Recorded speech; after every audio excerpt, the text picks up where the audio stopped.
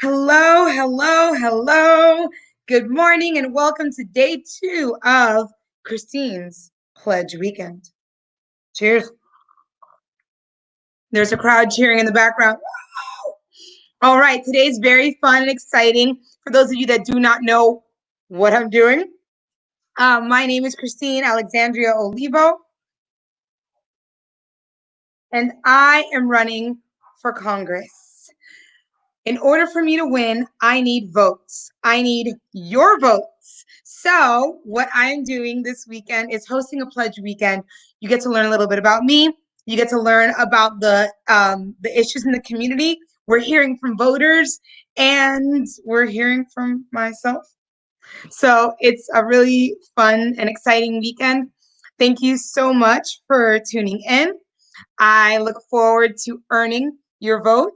You can pledge your vote to my campaign by going to the website www.christineforcongress.org www.christineforcongress.org.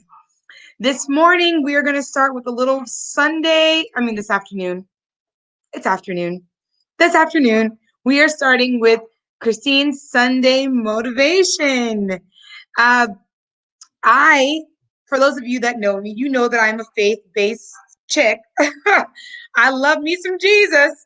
I was always involved with the church, whether it be in a choir or in high school. I was a leader of my youth group, one of many leaders.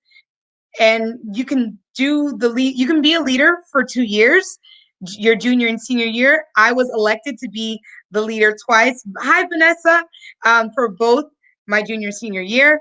And then I was part of the youth group at Holy Cross, which is my church. And then I came back to be the youth director at Holy Cross. So faith is everything for me. It is all about who I am.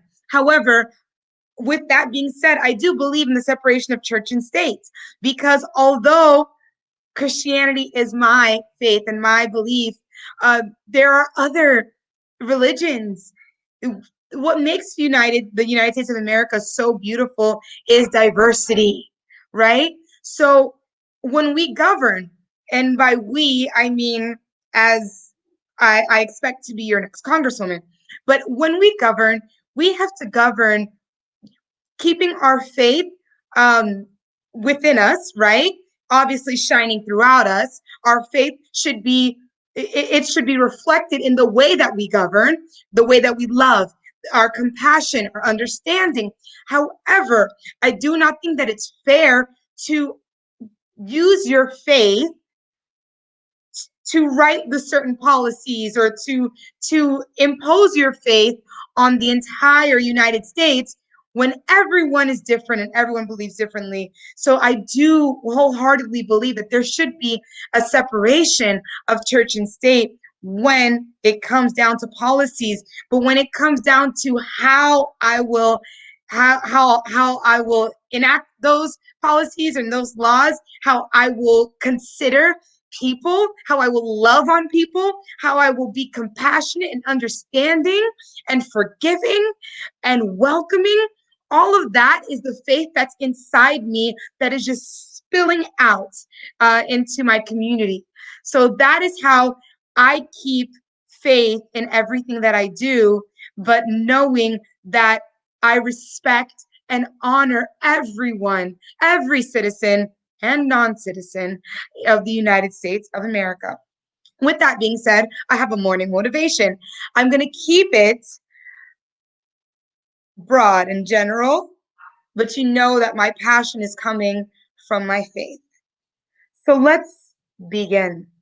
We're going to start with a moment of silence so that everyone, everywhere, can pray or meditate and open up this Sunday afternoon motivation with peace and calm and grace.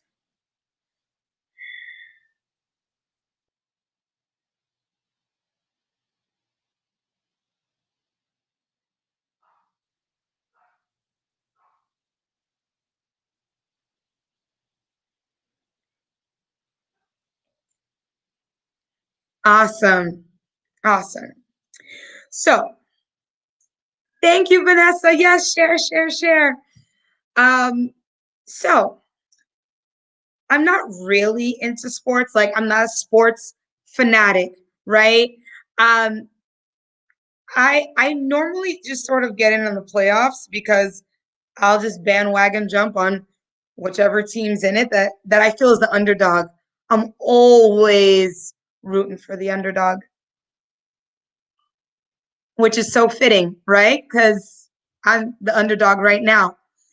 Uh, a few years ago, and by a few years ago, I mean like 7 years ago, there was an intense playoffs between the Spurs and the Miami Heat.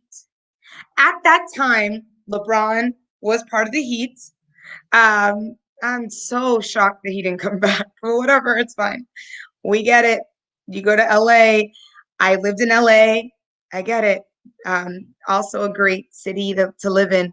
So let me let me line this up for you, right? Playoffs, 7 games. You have to win the best you have to win uh four. You have to win four out of the 7 games in order to win the championship or to move on to the next step, right? But at that moment, it was the championship. It was down to the Spurs and the Heat. That was it. There's not much time left in the game, right? It is game 5. So I believe the Spurs needed that game to win. That was their winning game. They needed to win that in order to take the championship home. All right. There's not much time left. And I think the points were like 100 or something like that, 100, 101. I'm not sure. Anyway, Ray Allen, out of nowhere, scores a 3-pointer, which I believe it brings the game into overtime, which then gives the Heat the chance to win. And the Spurs did not take the championship home that day.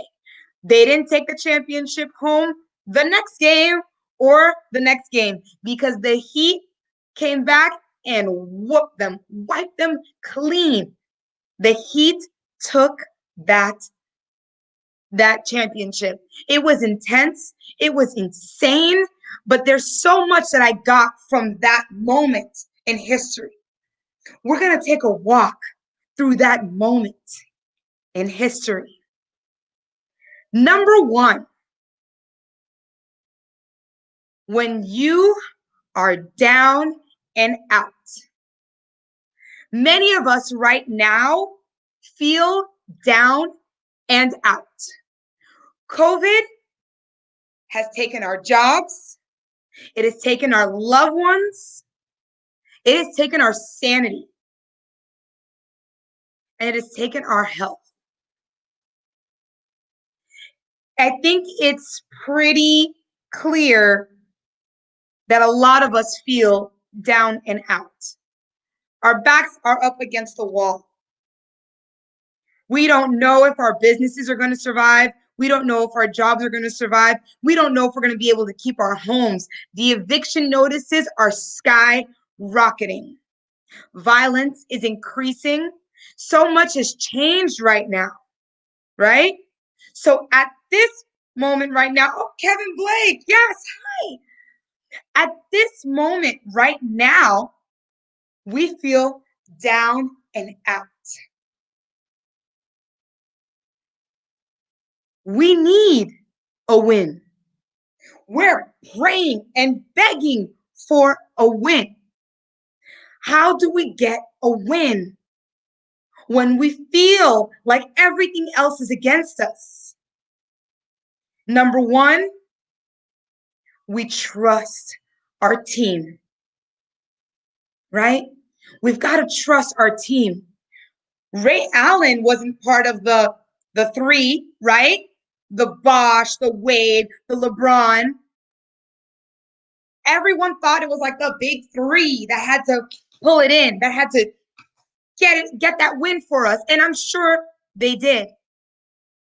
But we would not have a championship without a Ray Allen. Who is in your team, right? Who is in your circle? Who is your ride or die? That is just like, we got this, okay? I know you've lost your job. Let's see what we can do. Okay, you know what? You're losing your house. Move in with me. I know that things seem tough, but we're going to make it work. Let's figure this out. Who is in your circle? Who is in your team? Because in this time right now, we need people that are going to stand up with us, that are going to take a shot for us, that are going to reach out and say, you know what? I got this. Pass me the ball. I got this. Start looking at the people that you are surrounding yourself with, because the only way we're going to get out of this is if you surround yourself with people that are like-minded, people that are probably going to pull you out stronger than you could pull yourself out. Because if you could pull yourself out, you wouldn't need them, right? You need a team. And they say you're only as strongest as your weakest link, right? If your weak link is a hustler, if your weak link is someone that will surpass any obstacle and say, you know what, I don't care, we got this, then you're doing good. Hi, Andy. But if your weak link is a pessimist and is like, you know what, we're just, I don't see a way out of this, then you need to get rid of that weak link. They're not going to pull you through. You need your weakest link to be the best player on the team.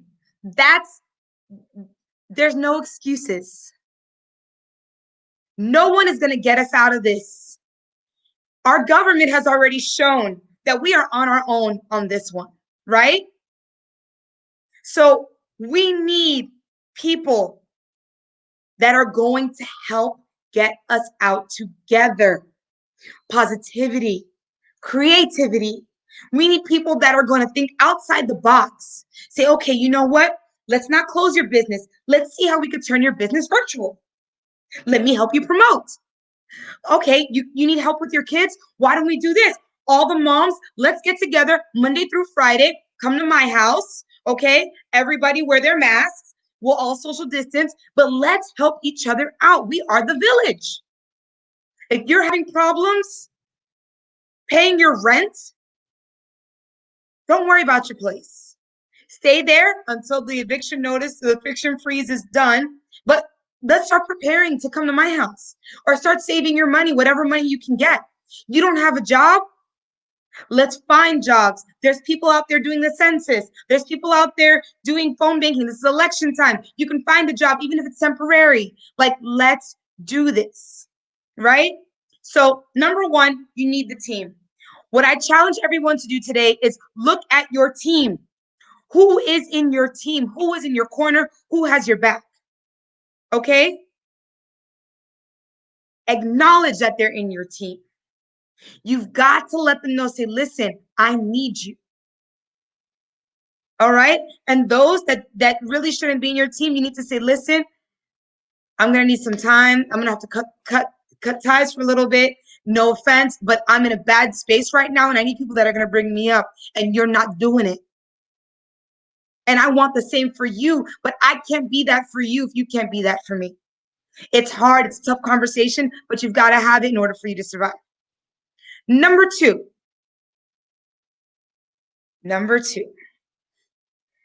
you've got to take the shot.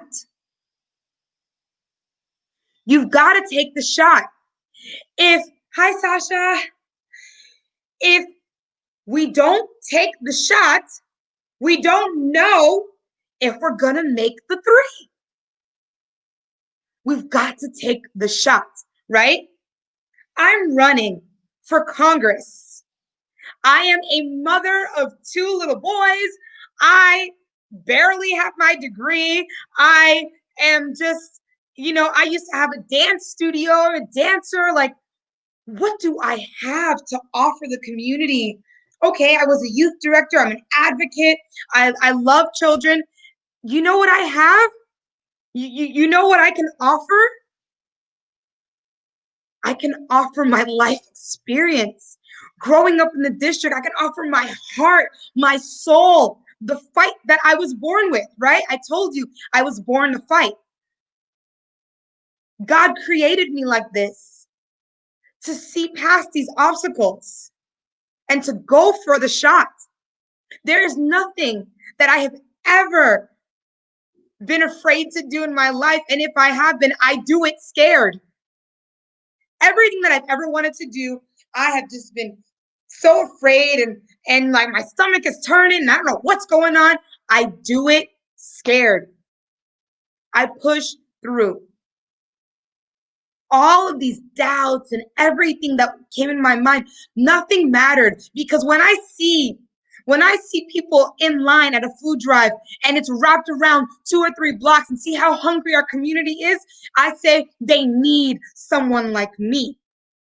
When I see that there are parents struggling with their children for education, just for someone to even watch their children so they can go to work, I say they need someone like me.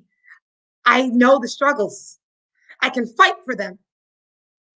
When I see young men and women that can't afford college, they can't get into college, and they have to work 2 or 3 jobs just to help their family or keep their head above water, I say they need someone like me.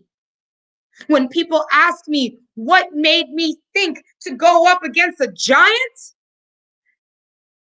I say,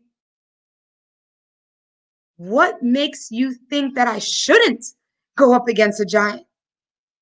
Don't put barriers and obstacles in my way. If I was created for a purpose, I will live out that purpose. I'm taking my shot. I need your vote. Yes, I am out here. I am putting myself and my heart on the line because I need your vote. I have put my name on that ballot. That's me taking a shot. Now I need you to take a shot on me. I need you to trust me to be on your team and take this shot for you. Because what we've been getting this past decade or so, it's not enough. It is not enough. And we don't have the energy going to Capitol Hill every single day fighting for our community. When I can go back to the streets that I grew up on and see that my entire neighborhood has been replaced, we have a problem. When I can go by Jackson Memorial Hospital and see that we have homeless people living in tents all up and down by the hospital, under bridges, we have a problem. So when you tell me, why am I running for Congress? When you ask me what makes me think that I'm qualified, what I tell you is, what makes you think I'm not? I'm standing here before you telling you that I'm going to take this shot. Look what happens when you take the shot. Ray Allen took a shot. His team trusted him to take a shot. We would not have a championship without a Ray Allen 3-point shot. He wasn't the big player on the team, but he was the one they needed at that time. I may not be a big player. You may not know my name from Joe Schmo, but I'm telling you, I'm taking that shot. And on November 3rd, I need you to take a shot for me. I need you to vote for me. And I know that I started this by saying I totally agree and believe with separation of church and state. But let me just tell you a story. And if you just want to hear this story, I want you to hear this story as just a story, if it's just that to you. But if you do know the Bible, if you are familiar with the Bible, then this story is personal to you. There was a little shepherd boy named David and a giant named Goliath. A little shepherd boy named David. David wrestled lions, tigers, and bears. Oh my. And this giant, 9-foot giant, no soldier wanted to come against the giant. I know you know the story. Of course, you've heard the story a million times before.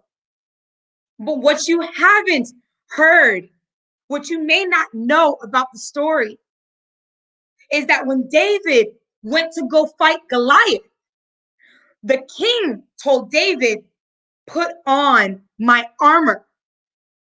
He said, "Put on the soldier's armor." So David, a shepherd boy, never been a soldier before, he puts on this armor and he's like, "This doesn't feel comfortable. This just doesn't even feel right." And the king's like, you need it. If you're going to go up against a giant, you need all the armor you can get, right? And David's like, scratch the armor. He takes it off. Everything off. Done. David's like, all I need is my slingshot. In his shepherd cloth, he goes up against the giant and he takes his shot. David took his shot. He didn't need the armor. He didn't need an army. He just needed his slingshot. And he, bam, takes out the giant. I may not be a politician. I'm not a politician. I am a regular, average, everyday person running for Congress. I may not have millions and trillions of dollars in the bank. I may not have a network of hundreds and thousands of people, followers, whatever. I don't need it. I need your vote. In order to win, I need your vote. This campaign is not about doing this the way that everyone else does it. So I'm taking the armor off. People are like, Christine, what are you doing? What is this? This is pledge weekend. Everything's so like, where do you come up with these things? I'm not doing this your way.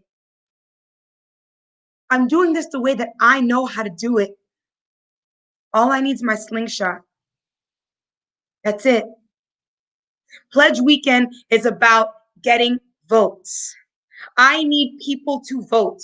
I need you to share. I need you to tag people. I need to know who you know. Everybody knows somebody that lives in Wynwood, Overtown, Liberty City, Brownsville. Get on up.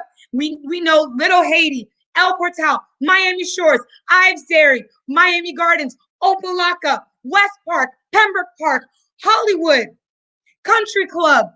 You know somebody in these areas. So let's do things differently. Let's tag people. Let's tell our friends, our coworkers, our family members, say, there's this girl, well, woman, running for Congress. She's got guts. She's dynamic. She's a fighter. There's something about her. Something that's relatable, that's reachable. I think she can do it.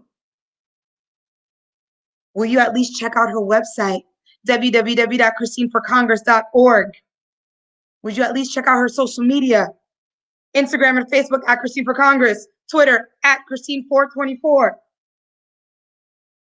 TikTok, Christine4 Congress. Check her out. I think she's worth your vote. All I need is a shot. That's it. I need a shot. So the last thing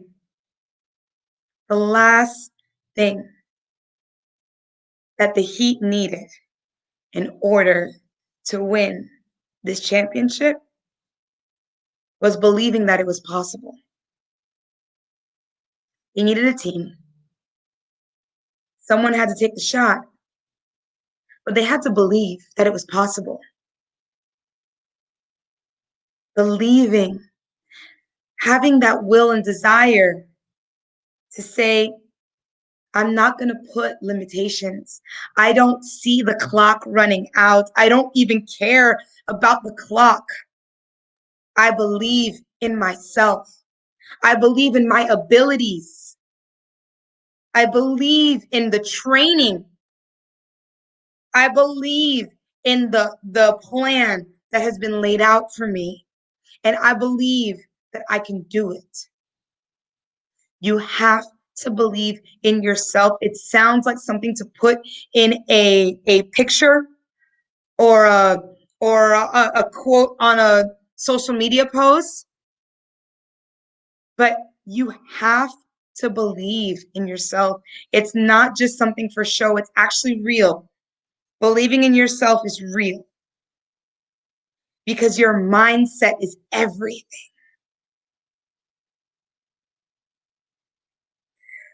One thing I don't allow within my team is to say if.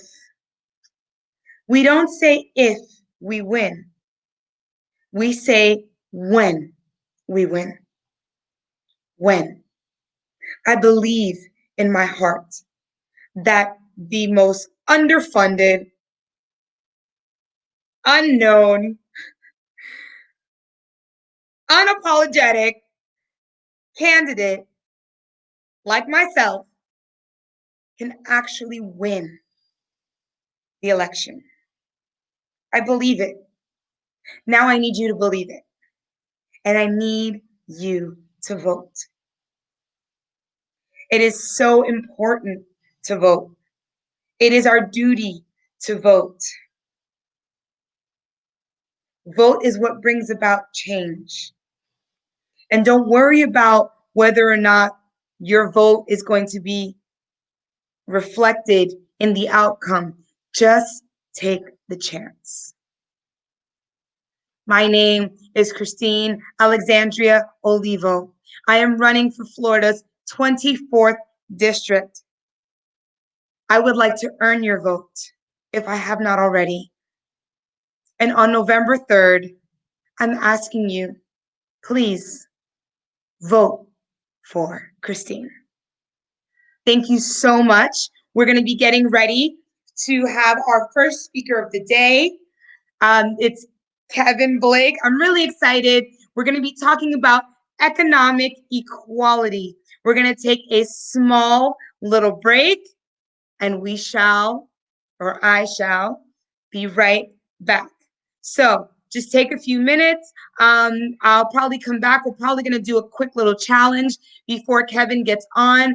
If anyone wants to ask any questions throughout today's events, please ask the questions. If anybody wants to actually come on live stream and talk about the district, talk about your concerns, you're welcome to do so. Please send me a message and we will send you a link to live stream with us. And you get a platform. You get to talk about the things in the community that are really, really weighing on your heart. All right? I hope that this message, this morning motivation, spoke to you in a way that moves you. And this doesn't move you to tears, moves you to get up. Get up. Take a shot. We may be down, but we are not out. It is not over. You have to believe we will get through this, and we will get through this together. Thank you so much. Go grab some popcorn, something to drink, and we'll be back with some more Pledge Weekend. Sorry.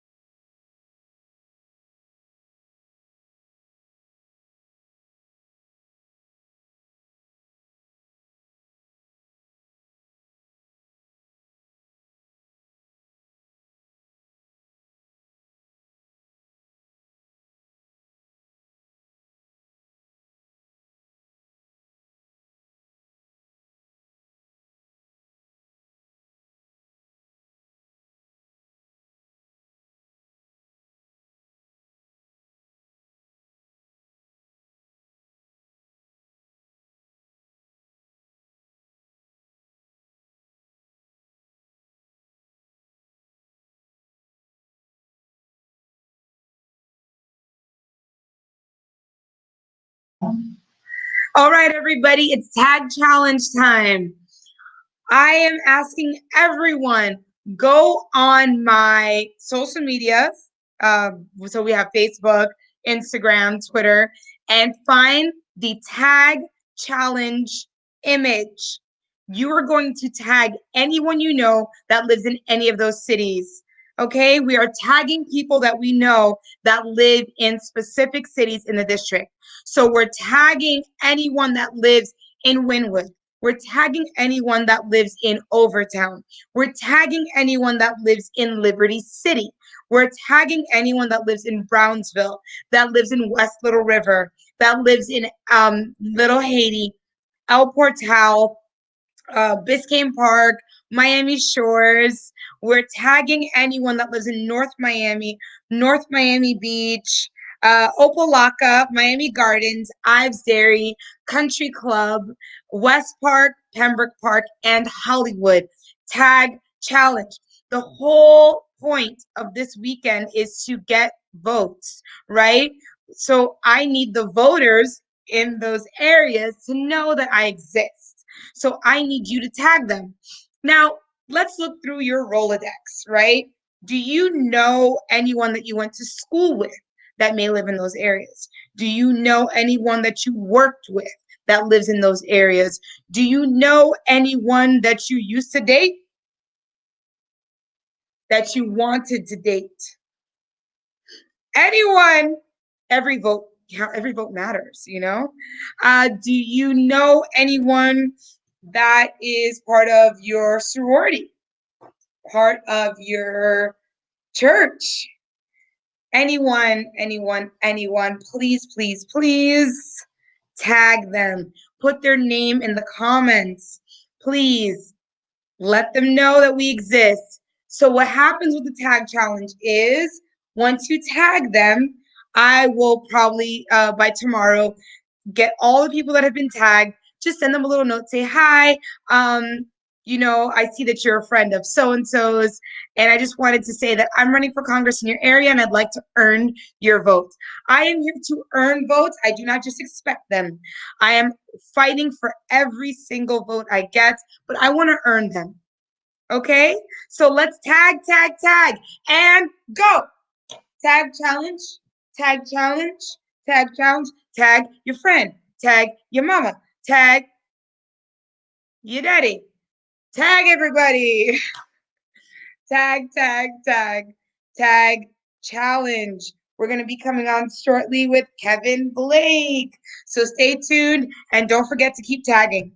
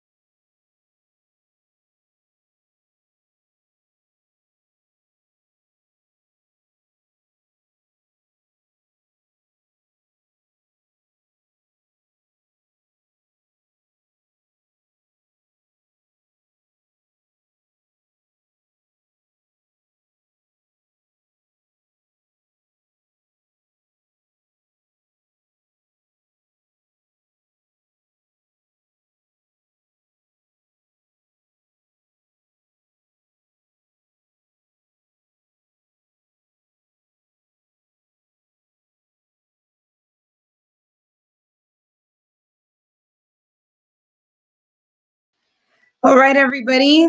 We are getting ready to talk about economic equality. That is what we are talking about this morning. In about like 7 minutes, we are going to be on with Kevin Blake talking about just the challenges that we face as a community economically, and what we can do to overcome that, and just really talking about financial literacy. We're going to be learning a little bit about credit and just talking about things that we don't really talk about at home, that we didn't talk about in school. Well, at least not in the schools that I went to. So it's going to be a really, really, really great conversation. Thank you so much for tagging everyone you know. Um, the tag challenge is going to be going on all throughout pledge weekend, but also we're going to keep the tag challenge going on daily. It's going to be really fun. We're going to do daily tag challenges because every day you think, oh man, I know someone that lives in that area. I wish I would have tagged them. Guess what? You're going to have an opportunity every day to tag somebody. Awesome. If you want to pledge your vote for our campaign, go to www.christineforcongress.org and you can pledge your vote. You can make a donation, or you can sign up to volunteer. All of these are great ways to be a part of the campaign. Pledging to vote is great. Donating is awesome. Volunteering is excellent. So please, please, please get involved. As we prepare for our speakers, I just want to let everyone know that to if you want to ask any questions, if there's anything that you want, if you want to come on live with us, just message us and I'll send you the link and you can jump right in the conversation. Later on, I'm going to be put in the hot seat. We've got some hot seat questions. Yesterday's hot seat was brutal. I mean, so brutal. They did not have mercy on me at all with these hot seat questions, but the people want to know. You want to know what my stance on are things. You want to know what my policies are. So I get it, but it was brutal. Please, please, please stay with us all day today and enjoy. It's going to be really, really, really fun.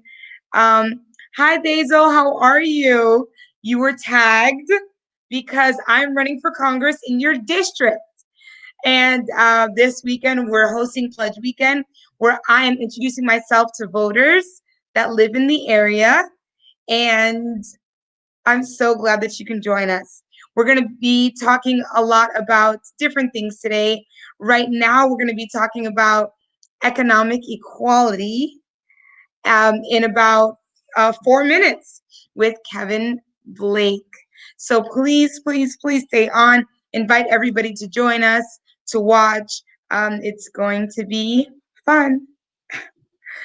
Talking about economic equality, it's a really sore subject, I think, for a lot of people, but we need to have these hard conversations so that we can come up with real solutions.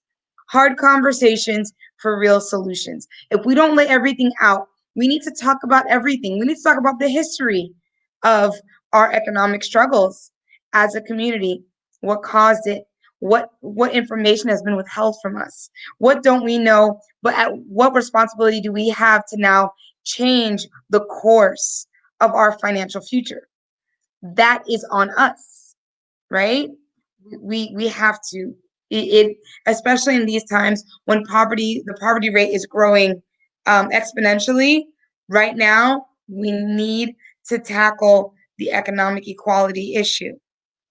So I'm looking forward to good conversations. Remember, tag people that you know that live in District 24. That is Wynwood, Overtown, Liberty City, Brownsville, West Park, Pembroke Park, Hollywood, North Miami Beach, Miami Gardens, Opelika, Biscayne Park, Miami Shores, El Portal. The district is pretty huge, pretty big. So please take your time and think of everyone that you know and tag them. All right, we're going to start in just a few minutes with Kevin Blake. Let me just get him on and hang tight.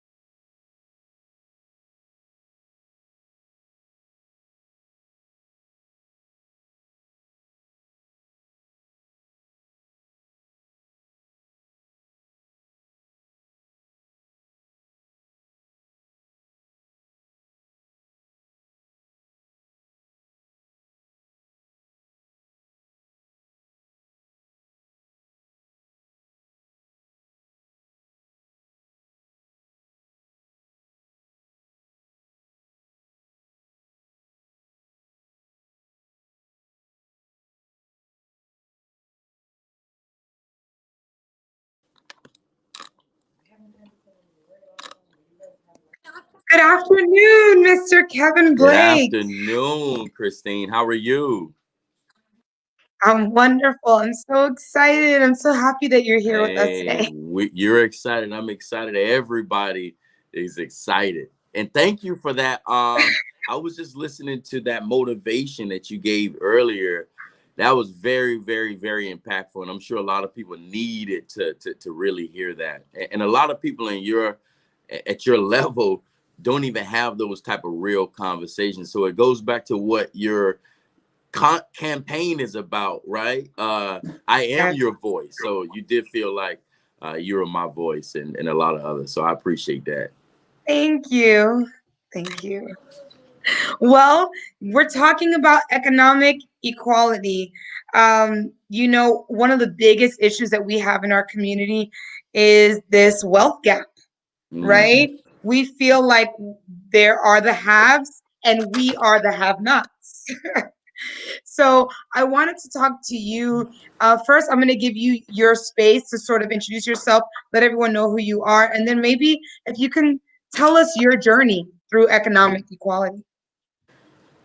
Still going through the journey, right? So we got to think about different leaders, different people that have paved the way. A lot of people are talking about what Tyler Perry got a chance to do, but there were a lot of ups and downs in that. And I think part of the equality is us understanding that we are equal. I think it starts more from a mindset, because even when Tyler Perry was poor, he still had the vision, just like you have the vision, right? You have the vision for millions of people, for us to live a better quality of life um, through that vision, right? And it goes back to what you were saying earlier about team, about Allen Iverson, and about, I'm sorry, not Allen, but Really? uh, Ray Allen.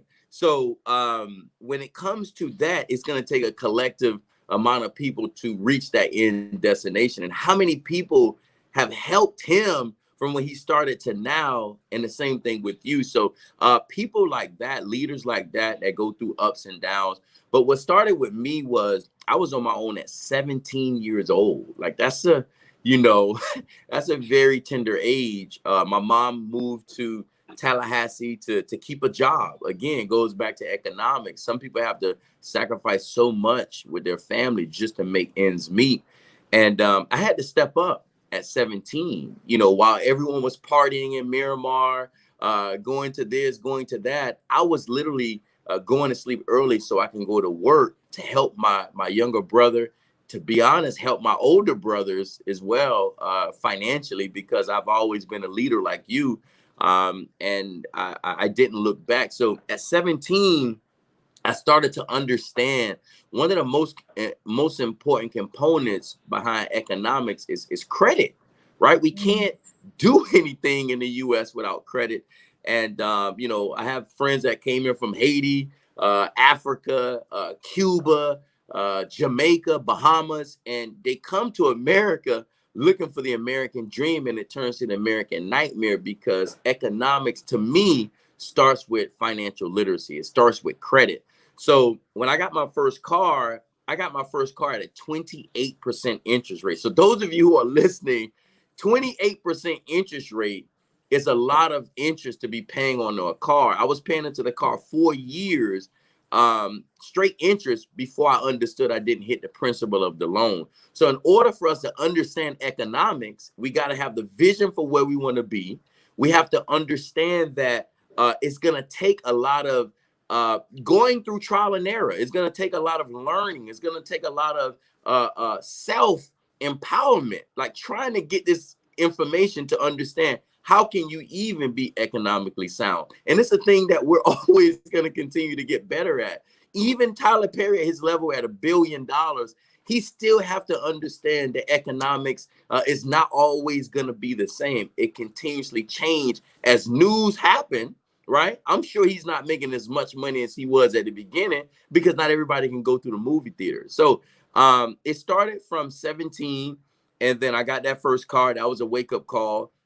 And then where it really hit me was within the last, I would say, 3 years when I started my own credit restoration franchise, my wife and I, and we started seeing people that look like you, that look like me, that actually don't look like us as well. And one of the problems I've seen in understanding economics, understanding money, is financial literacy, understanding credit. So I was born and raised in Miami, Florida. I migrated to Broward. That's where I got a chance to meet you. I remember years ago when you brought me into your church as you were empowering the youth for me to come in to speak to them. I remember when you had the dance studio. I remember when you were going place to place. I remember when you went to not even just last year when you went to the White House and literally was praying day after day. Like, I remember all these things. So those of you who are listening,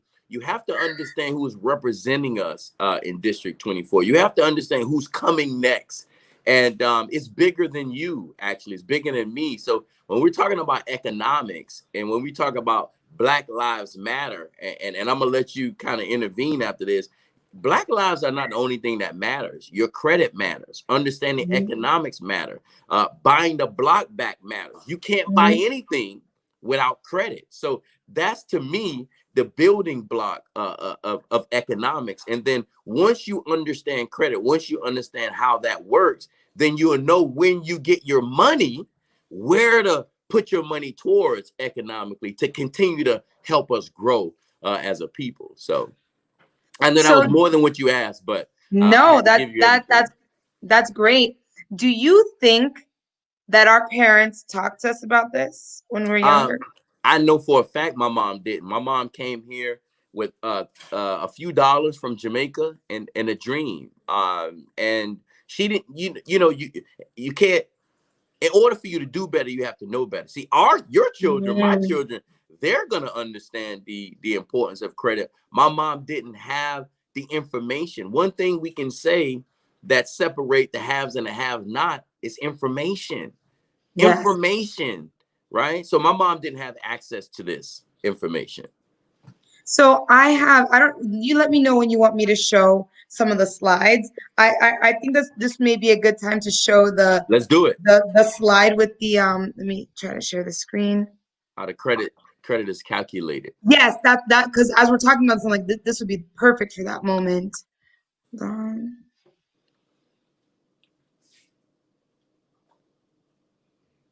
Okay, so that is a sort of I tried to like make a That's thing, fine. but it may be a little blurry. Let me see if there's anything I can do.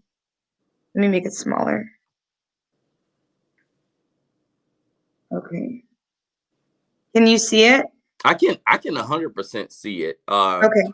I can see it. So so basically what you guys are seeing here, it goes back to what I was saying earlier. Like, this is the foundation of just everything, right? Because the haves, the wealthy people, there we go. The wealthy people leverage their credit. See, while people are going out to buy cars or to buy Nikes or to buy miscellaneous things, wealthy people are understanding credit. They're understanding how to leverage their credit.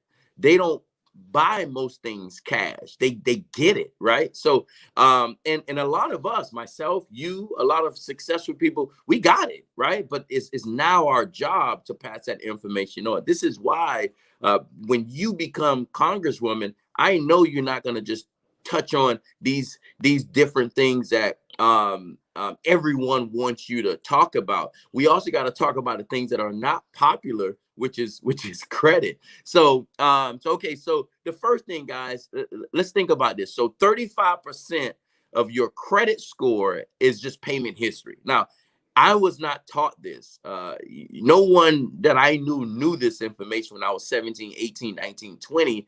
And so just think about that. 35% of your score is just you paying your bills on time. And then some of you may say, well, Christine, I don't have money to pay my bills on time. Well, this is where, if you haven't figured this out right now, you need to figure it out. Meaning, COVID have taught us a lot of things besides quarantine, besides the word entanglement, right? It taught us that we have to have a backup plan. We have to have another stream of income to help us pay these bills on time. And then the other thing is we have to make sure we're prioritizing our money, right? So you don't have to go out to go get your hair done all the time. You don't have to go out and get your nails done. You don't have to spend miscellaneous money. You can use that money to bring, right, your utilization down, or just pay your bills on time. So use that money to focus on understanding and building your credit. So paying your bills on time,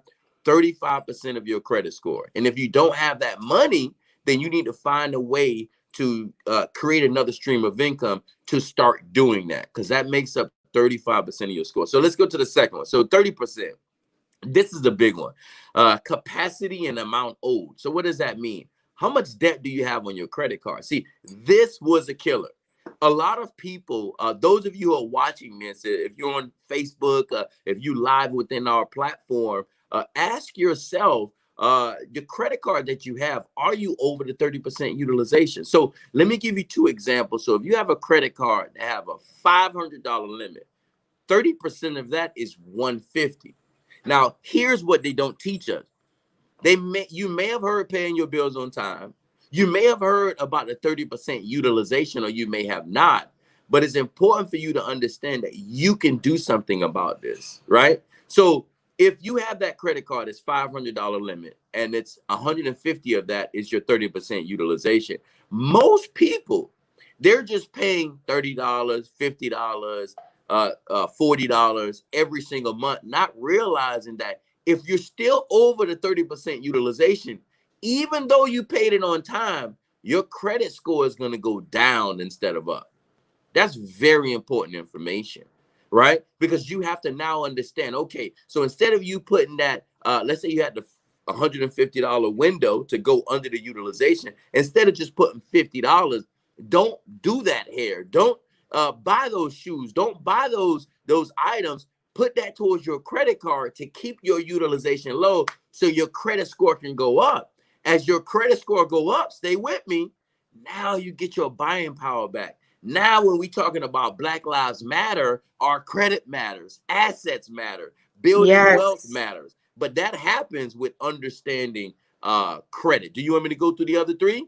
It's on you. I'm loving it. I'm learning All so right, much right perfect. now. So 30%, that's the utilization. But think about this, guys. If you combine paying your bills on time, if you combine keeping your utilization low, that's 65% of your credit score that's in your control. Remember, right now, and this goes back to economics, this moment in this last quarter of the year, the interest rates are at its lowest. But here's why a lot of people won't be able to take advantage of that. Their credit. I'm telling you. I'm telling you. If you want to buy land, you can put that on credit. You're gonna have to have a great credit score for that, right? So that's 65% of your credit score that's in your control. Let's go to the next one. So length of credit, 15%. No one told me that your credit is like it's like wine. It gets better with time, right? Those old accounts. There's two credit card companies that hit you as soon as you come out the gate. When I was at Miramar High School, this card hit me, and all over the country, there's a lot of people that can resonate. Two credit card companies, Capital One, right? That's the first, and First Progress. Those two credit card companies, straight out of the gate, they're gonna offer you a $500 credit card, but no, it doesn't come with a manual on how to manage that. It doesn't come with this slide that you see to show you how to be able to leverage and use that credit card. We just get a credit card. No one teaches us about financial literacy. And Jordans, here I come. Bags, here I come. But you have to understand that the more you pay those credit cards on time, the more you keep them in great standard for a long period of time, that makes up 15% of your credit score, right? Because the older accounts you have, the better it is. So the moral of that, number 15%, keep your good credit, keep your cards that's in good standing, keep them. under the utilization, keep them going. Don't cut cards up. That's a mistake a lot of people do. They say, you know what, when I get my tax return, I'm going to pay off all my cards and I'm going to cut them up. I want you to think about that. Imagine you've been paying that Capital One or that credit card for 5 years, 10 years, and you finally got it under the utilization. If you cut that card up, all that history for those 5, 10 years is down the drain. And you need that to be added to your credit report so you can eventually get approved for a loan, because lenders look at that. So let me go to the next one, the final two. So new credit, that's 10%. So let's say, for instance, you want to go get a department store card, right? Let's say, for instance, you want to go get the car, or you want to go get the house. That's going to be considered new credit. So within the last 18 months, 12 to 18 months, that's 10% of your credit score, and that's new credit. Now, you don't need to go out there and go do that if you don't need to. But let's say you tell me, you know what, Christine, you know what, Kev, I don't even have anything to build credit, right?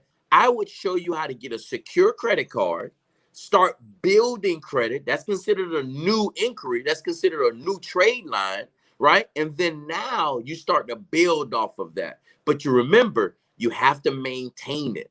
So anything that you do new to open up new accounts, buy a new car, get a credit card, that's going to help you start going the right way, which is up. And then here's the last thing. 10% of your credit score is types of a different mix, right? So when you're going to get a loan, see, guys, these are wealth principles. Schools do not teach us this. I had to put in copious hours, take copious notes just to understand this. And I do this for you. Christine is doing what she's doing for you, right? Yeah. This is so important for us all to understand.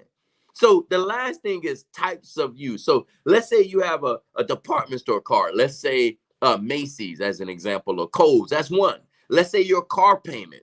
That's two, right? Let's say, for instance, you have a mortgage. That's three. Let's say you have another 2 or 3 secure cards. That's 4. That's 5. These are different accounts that the lender needs to see. Now, when I say a lender, it doesn't matter if you're trying to get a home loan, a car loan, a business loan. They're lending you money, right? So it falls into all those categories. But you have to understand all these different mixes. They're looking at that. If you go and you try to buy a car or you try to buy a home and you have no credit, and we all heard this, no credit is just as bad as bad credit, right? If you don't have any of these things in place, they can't see that you have a revolving or installment. They can't see if you have a car note or you have a credit card. So you have to have all that together before you make those purchases. And by you understanding credit, that's, to me, the foundation of understanding economics, because you cannot do anything with the money if you don't know how money works. You cannot do anything to get to the next level if you don't know how credit works. To me, and for a lot of other successful people that understand these principles, you need credit to build off of something. Wow. Okay, so I have a lot to say about all of this. First, I want to say a lot of people did not think that they would need their credit, right? They let it get damaged, like, eventually I'll fix it, it'll be fine.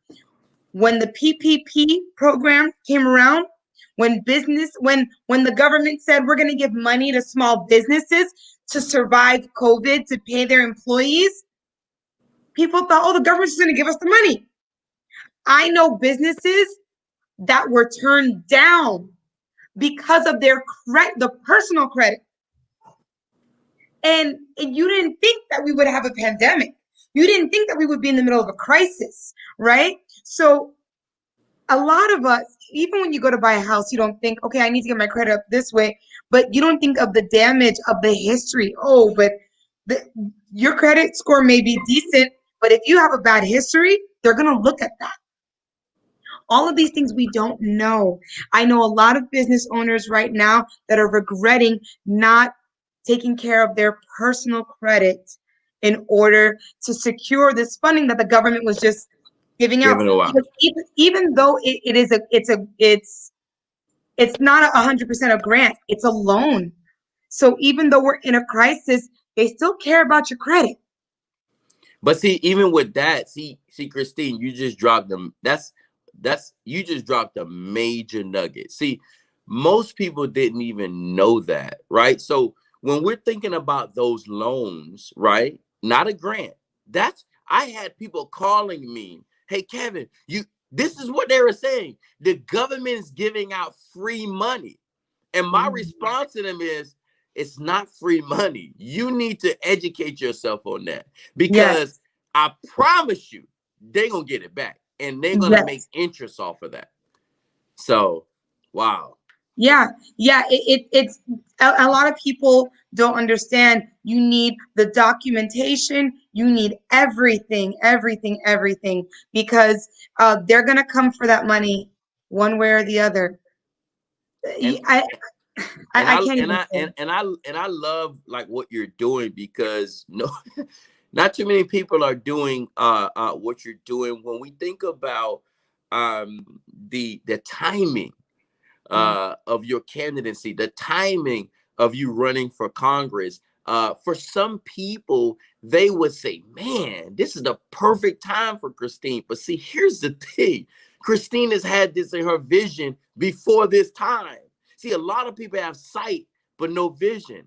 And through this, she's going to continue to give not only value for people in District 24, but also outside of District 24. Why? Because these are challenges all over the country.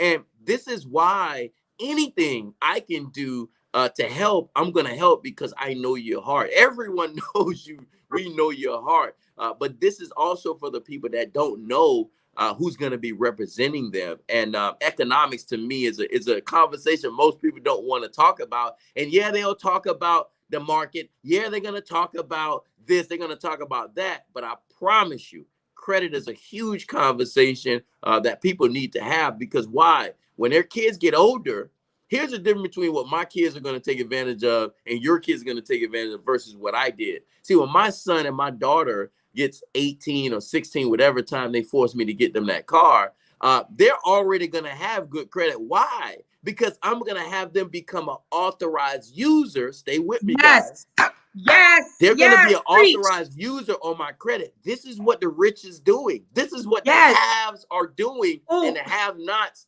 don't know. Remember what I told you guys.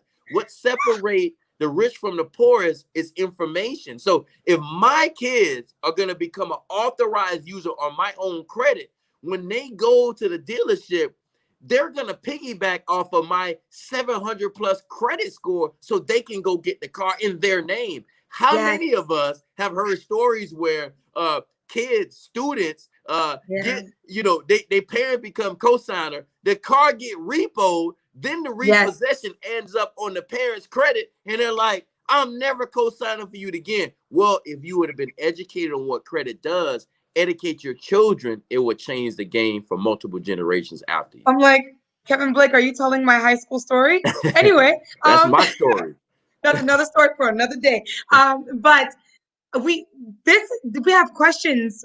So we have someone from the audience that says, this is great.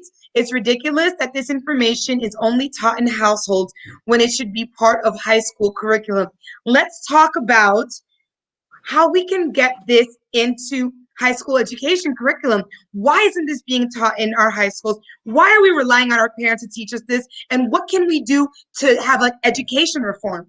Well, that's going to be your world. I'm just going to help support. I will help bring the information to facilitate you busting through the door. But here's why I think it's not in schools. And I know some people, this is not from Christine. This is 100% from me. This is my belief. I want to be clear because I don't want to throw your constituents off. So I believe the system is designed not to put it in schools.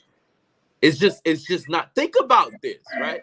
It's too much for me right now. If everyone knew this information, especially the communities that we are in, that people that look just like us, we would not be able to have more control. See, it's all about control. It's all about quote unquote funding. If parents knew this information, right? Well, let me take it back.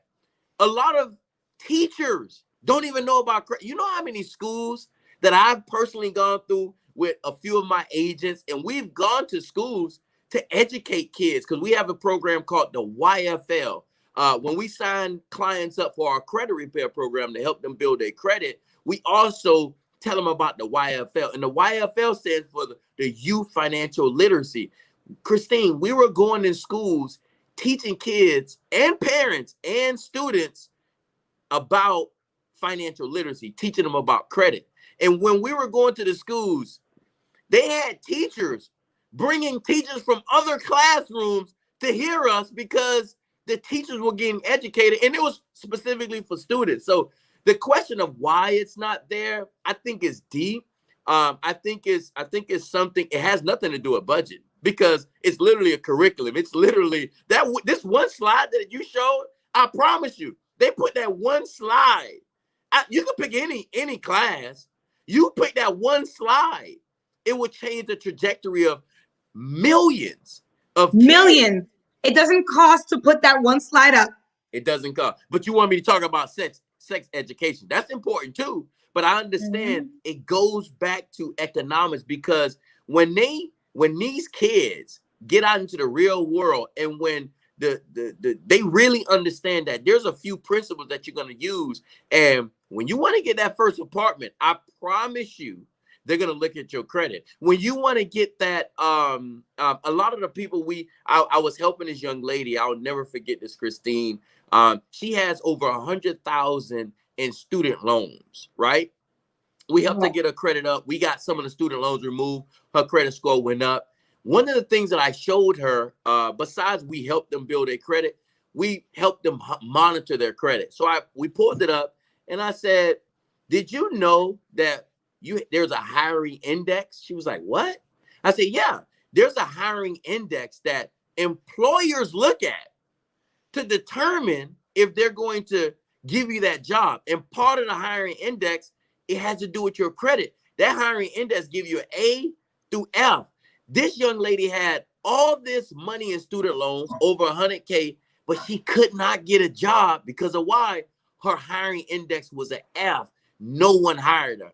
Imagine you putting all this money into the system of getting educated. You get a master's degree, you get a bachelor's degree, and you go to try to get a job. You're not knowing that they're not going to hire you because of your credit, because they don't tell you. They don't. They just say, oh, you're unqualified. But on the back end, they have an algorithm that's looking in the system to see your hiring index, and then you're not getting the job. This young lady she was devastated because she didn't realize so many years of her looking for jobs. She never understood why she never got it. She has all the accolades, but it was all predicated off of her credit. So back to your original question, the system, it's going to take somebody like you to get that done. That's just me being honest. And it's going to take leaders like myself and whoever brought that comment, that question is, it's going to take leaders like that to be advocates in the community to start making credit be important. And then we can get it into the school systems. I love the concept of YFL. I even think we need an FFL, family financial literacy program. I gotta write that down. We need it not just for the youth, just like you said, the parents. We need to re-educate the family unit as a whole. This is just great information. There was another thing that popped in my head when you were speaking about. So there was a time that I was thinking about applying for a banking position. And they said, my friend that worked there was like, well, they're going to run your credit. I said, I'm applying for a job. What are you talking about? They said, they're going to ask you for your credit because they want to know how well you manage money if you're going to work in a bank. I said, interesting. I didn't apply. This was in my 20s. Yeah, of course. I did not apply. But just think about that now, Christine. Think about that. Not only in banking institutions, because a bank that makes sense. Like that 3-digit number would determine everything for you. And for me, and remember, guys, our credit score is like a vital sign. It's being monitored at all times. And you have banking institutions. We've helped people that's in law enforcement. See, most people don't know to get into law enforcement, they look at your credit. Most people don't know to do certain things, like in the military, right? I have a nephew, he's in the Navy, and there's a lot of, I'm sure, veterans that are watching as well. In order for you to get different promotions, in order for you to position yourself in different branches of the military, they look at your credit. He's I don't even know if I think I can say this, it's not classified, but he's doing information warfare in the Navy. And watch this, in order for him to get top secret clearance in the Navy, he needs to have a 700 plus credit score. Most people didn't even know that. So it's big, and that deters, just like that job of that bank. You know how much of an asset as a leader you would have benefited the bank, but because of the choices that we made 16, 17, 18, 19, 20, it affect our future, right? And it goes back to that original question, why is this not being taught in schools? I have no answer for that, but I know we have the solution. We just got to bust through the door. Yes. Wow. Wow. Wow. Wow. This is exciting. Let me see. Let me see if we have any more questions. Anyone that's watching right now, if you have any questions, please, please, please put them in. All I'm thinking right now is we need to fight for this. This is what I'm going to fight for. I'm going to fight for this to be in every high school. Shoot, play with it. I may even fight for it to be in middle school. We need to ingrain this in our minds now. I want to talk to you more privately about this program that you have, just like we have DARE, just like we have DARE in schools. What are the programs? I taught BART, which is Becoming a Responsible Teen, which is the sex education program. We have all these programs. Why can't we have YFL? That is what we need. Well, you know what? Everyone that says that this is a generational curse, that says that this is a, that we pass our wealth down by generation, and this is not. We can break the curse with knowledge. That's true, and All we of these can break chains the can be curse. broken. We can break the curse by having people like you represent us and have a seat at the table. And that's the Yes. thing that we all have to do collectively. And even now on this Black Lives Matter movement, guys, I'm gonna be 100 with you. We can say all we want, Black Lives Matter, and yes, 100% Black Lives Matter. But let me share something with you. Your credit matters. Your legacy matters. Breaking generational curse matters. Getting outside your comfort zone matters. Educating your children about credit matters. Understanding that you have the power to change matters. Knowing that you can come and build onto the team matters. And it's going to take team. What does team stand for? Together, everyone achieves more. This is just a small thing that I'm going to do. So guys, don't talk about Black Lives Matter. Don't talk about I'm going to support Christine for Congress. Let's physically do that. Instead of go buying them shoes, put $50 into her campaign. This is you putting your money where your mouth is. She's not telling me to say this. This is live. I'm literally telling you guys, this is what you do. Why? Because I've contributed to her campaign, and I'm going to contribute more. You should do the same. Because why? The same time, here's a difference too. Majority of people, they have iPhones. See, here's the other thing that people don't get. When I contribute to things, I don't literally contribute my money. I sell stocks. See, y'all missing it. I'll go sell maybe 1 or 2 Apple stocks and then donate it. Think about what I just said. I use my money to make money. Think about the bank Christine was trying to apply for. All the banks do, stay with me. You put your money in the bank. They take that money, stay with me. They invest your money. They make money off your money and then give you a few cents. Here's the difference. I take my money, put it in certain stocks. You might be telling me, Coach Kev, what stocks? I'm not going to give you a whole bunch of stocks because I don't want to get into that, but I'm going to give you one example. I invested into Apple. Why? It's almost a $2 trillion company. And here's the thing. I have an Apple phone. I'm doing this off of an Apple phone. Why not invest into something that's going to be around, use that money, and then invest into somebody like Christine? Think about that. Think about that. This is where we're talking about economics. And I got all this. You guys are all excited about this information. This all started from me understanding credit, me understanding financial literacy. It's just like everything else. When if Christine tell you, go grab that book and go read this specific book, I promise you, by the end of that book, that same book will recommend you another book, which is going to lead you to the next destination. That's just how it is. Same thing with financial literacy. I know you just like, you're dropping so many nuggets right now. The stock thing, I just want to say another thing that doesn't get taught to us. We need all of that. So when we're talking about putting this program together, and I'm looking at you because we're putting this program together. I know it's already done. We're getting it in our schools. We're going to break the generational wealth gap, curse, whatever it is. We're knocking it down. Everyone talks about systemic oppression. Systemic oppression means that there's a system designed to oppress people. So how do you break the system? You learn it. You master it. You become a new system under what their rules were created under. You say, oh, this is how they did it? Oh, this is what they do? Oh, I got this. Let me learn this information and use it to get myself out of oppression and break this curse. I mean, I'm so excited right now. I'm just thinking of a whole bunch of things I could do right now with my credit. But seriously, and you're so right. This information has been kept from us, but it's attainable.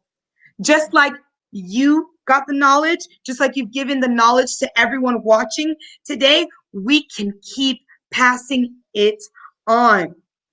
Sorry, I've got questions coming in. Let's tell them, hit me with all guys. Take advantage. Here's a thing that I want to tell you guys, and then you guys can ask me any questions. And this is just a very simple concept. And I heard this from a Jewish person. He told me an old African proverb. I'm gonna say that again. A Jewish person told me an old African proverb. I ain't even hear from an African or African American, but I'm giving it to you. This goes back to what Christine just said: learning information and empower each other. And I'm gonna give you something. If this is the proverb, the old African proverb, very simple. If you want to go fast, go alone. Got it. If you want to go far, we got to go together. I'm going to say it again. Yes. If you want to go fast, go alone. You want to go far, go together. Christine can't do this on her own. I can't do this on my own. None of us. You, parent, you can't do this on your own. We're going to help you, but everyone has to pull their weight. We need all hands on deck. We need everyone to go all in. We need everyone to have the LeBron James mentality. This is game 6, last day of the finals. You got to win, and we're going to make sure we get it done. What's the next question? So the question was about the Black Lives Matter movement, since it's been mentioned a few times. The question is, when they do these blackouts, right? The days where like nobody only put money into Black businesses for 1 day or 2 days.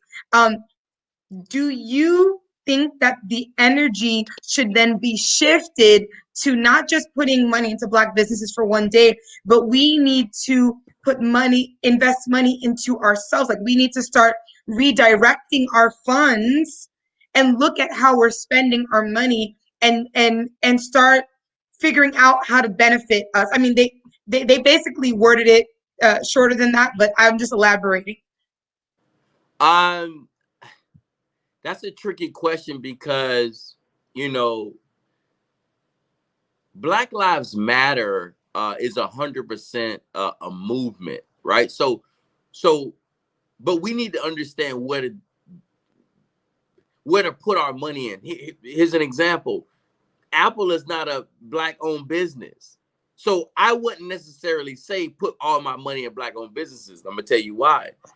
I would put my money into Apple, which is not a Black-owned business, make the money from Apple and that dividend stock, and then put that money in the Black-owned business. Got it. So it can be interchangeable. I would not say just this specific business, because what is the value of that? Here's another thing. We all know Martin Luther King, right? Martin Luther King, when he marched, it wasn't just with Black people. I promise you. He held arms with Black, Jews, this, that, but everybody had the mindset to push. Even with the protesting, it was not all Black people, right? These are people who understand the consciousness of Black Lives Matter. Like the way you guys are doing us, like we have value. This country was built off of us. So we got to understand the value. So what I would say is, when we're getting our money, you can find different Black businesses, but will I just only focus on Black businesses? No, I may focus on a business that this person may be German, but they're using their money to support Black businesses as well. But I got to support the German business, right? I may go to a Greek restaurant that support Black businesses, but I got to support the Greek restaurant. So we gotta really understand what we're doing. But still, when I have a lady who has a natural, skin care company, and she's, getting it off the muscle, she's an entrepreneur, I'm investing money into her business. When I see Christine going for Congress, I'm investing money into that campaign. So, but what I need us to understand on this movement is where you're distributing your money. Don't tell me Black Lives Matter, but then you're spending $200 on Jordan. It's nothing against Jordan. It's nothing against Nike. But I want you to understand, if you're going to stand for something, put your money where your mouth is. That's all I'm saying. If I don't know if I answered that question, but you did. You did. Like, we got to understand what we're doing. Like today, when I go eat, yeah, I might go to a restaurant, but we got to be realistic. There's not a lot of Black businesses. There are, but we got to go tooth and nail to find them. There's Black-owned vending companies. There's Black-owned mask companies. Are we going to take the time to look for those companies? Are we going to take the time to invest money into that? Or is it not cool? So I don't also think it's just a Black life. It's an internal thing where we got to value ourselves, and then we know where we can distribute our money and our income. Exactly. I'm all for, the blackouts and the days, but what I tell everybody is one day may make a statement, but we need longevity. We need something that is going to sustain us. We're done making statements. And quite frankly, most of the people in power, they don't want to hear our statements. So we need to change the course of our future within our community on our own. We've got to do it. And that starts with fixing our credit, getting our money up, figuring out where to invest and where to move, and then get money, build money, and then put it in another company. We need to figure these things out. This is the foundation of all of that. If we can do that over a long period of time, we can break down the systemic oppression. We can break it down. We can dismantle it because we strategized, because we came together and we planned and organized, and it's longevity. It's not just for the moment. Because look at what happened in the 60s. They planned and they strategized, but the follow through sort of dwindled. This is our moment to say, we're going to do this and we're in it for the long haul. It's not just a one-day thing. It's not just a one-week thing. We're going to change our generational curse, whatever that is. We're going to break it, and we're going to break it for good. And it's a lifestyle, right? You have to be aware. It's about awareness, being aware of where to put your dollars, being aware of where we are in this time, and doing things that you can do. Maybe, for that Black-owned business, maybe it's your time. Maybe it's not money. Maybe it's literally your time. Maybe it's sharing your videos. Maybe it's tagging people in a post that you put up. Maybe it's connecting with another person to connect them with you, or connecting with another Black-owned business. Maybe it's just giving them that information. So it's a lot of things that encompasses economics and money, but we all just got to be aware of what we need to do. And if Gandhi said this a long time ago, and I apply this to everything. When I started the credit repair franchise, I applied it to that. I applied it to leadership. He says, be the change that you want to see in the world. Let's change it. Be the change that you want to see in your community. Be the change that you want to see in your school. Be the change that you want to see at your job. Be the change that you want to see at the hospital. Be the change that you want to see at the college. Be the change that you want to see in your family. That's it. That's what he was saying. Yes. Not the world only, but everything that we do. So I'm going to be the change that I want to see in our community. Yes, and you are. Please let everybody know where they can find you, how they can get more information. I'm sure a lot of people want to figure out how to fix their credit. So please let everybody know. Well, you guys can all, well, my government name is Kevin Blake. But everyone calls me Coach Kev. You can go to coachkev.com, like COACHKEV.com. That'll take you right to the website for the credit repair. My phone number is there. My email is there. You can reach out to me directly. And if you say, well, you know, I got connected to you through Christine, everyone through this channel, I'm giving you all discounts, every single person. But I'm going to tell you why. This goes back to what we're talking about, right? I'm not going to go tell you about economics and then charge you full price. That's crazy. It's not about that, right? I'm not doing this for money. We have 800 franchises. I'm not going to miss a meal, right? So we're going to help you, but I want you to understand I'm putting my money where my mouth is. So it's coachkev.com. And when you get on there, you'll be able to get my phone number and all of that. But everyone is getting a discount. Just mention, here's the key word, District 24. That's all you got to do. And then I'll know it's coming directly from Christine. And then I'll make sure I give you guys the discount. But remember, when I'm helping you with your credit, it's not just for your credit. I'm going to show you how to build credit. I'm going to show you, if you're paying rent, how to add your rental payments to your credit report, because they look at that history. And I'm going to teach you some things that, you know, is not in the school system yet, but we're going to do everything that we can. What other questions do you have? Because I can't see the questions myself. No. That's it. That's it. Okay. People wanted to know where they can find you, so you're good. This is awesome. Wow. Thank you. I know we took up a big chunk of your Sunday, we got like 10 but minutes. We got like 10 minutes. So we could chop it up for 10 we can minutes. chop it up. Oh my gosh. So you said you talked about teachers, and there were teachers that didn't know about their credit and things like that. I feel right now teachers are in a bad place emotionally with what's going on with virtual schooling and things like that. And a lot of teachers, I mean, I've heard of some teachers that are looking for second jobs and things like that. What would you recommend for our teachers to do to even start getting their credit up, or looking at different avenues of streams of income? Well, I didn't even know you were going to answer that, but that's a good one. I could give you the best thing ever. So my wife was a teacher, and guys, see what I'm about to tell you. This is why I believe like everything is all ordained by God. If you didn't ask that question right now, I wouldn't even remember to say what I'm about to say. So I thank you just for always just being open to passing on this information. So my wife was a teacher. Now, when I started my credit restoration company, Financial Literacy, you know, no one really supported me because credit it wasn't cool, right? It wasn't cool until they got denied. Then they called me, all right, coach, like let's do it, right? So my wife didn't support me at the beginning, but she loved the fact that we were educating. So what I did was I started my franchise. I also made her start a franchise to start bringing in extra money, because what happened was most teachers during the summertime, it's starting to get a little shaky during the summertime financially.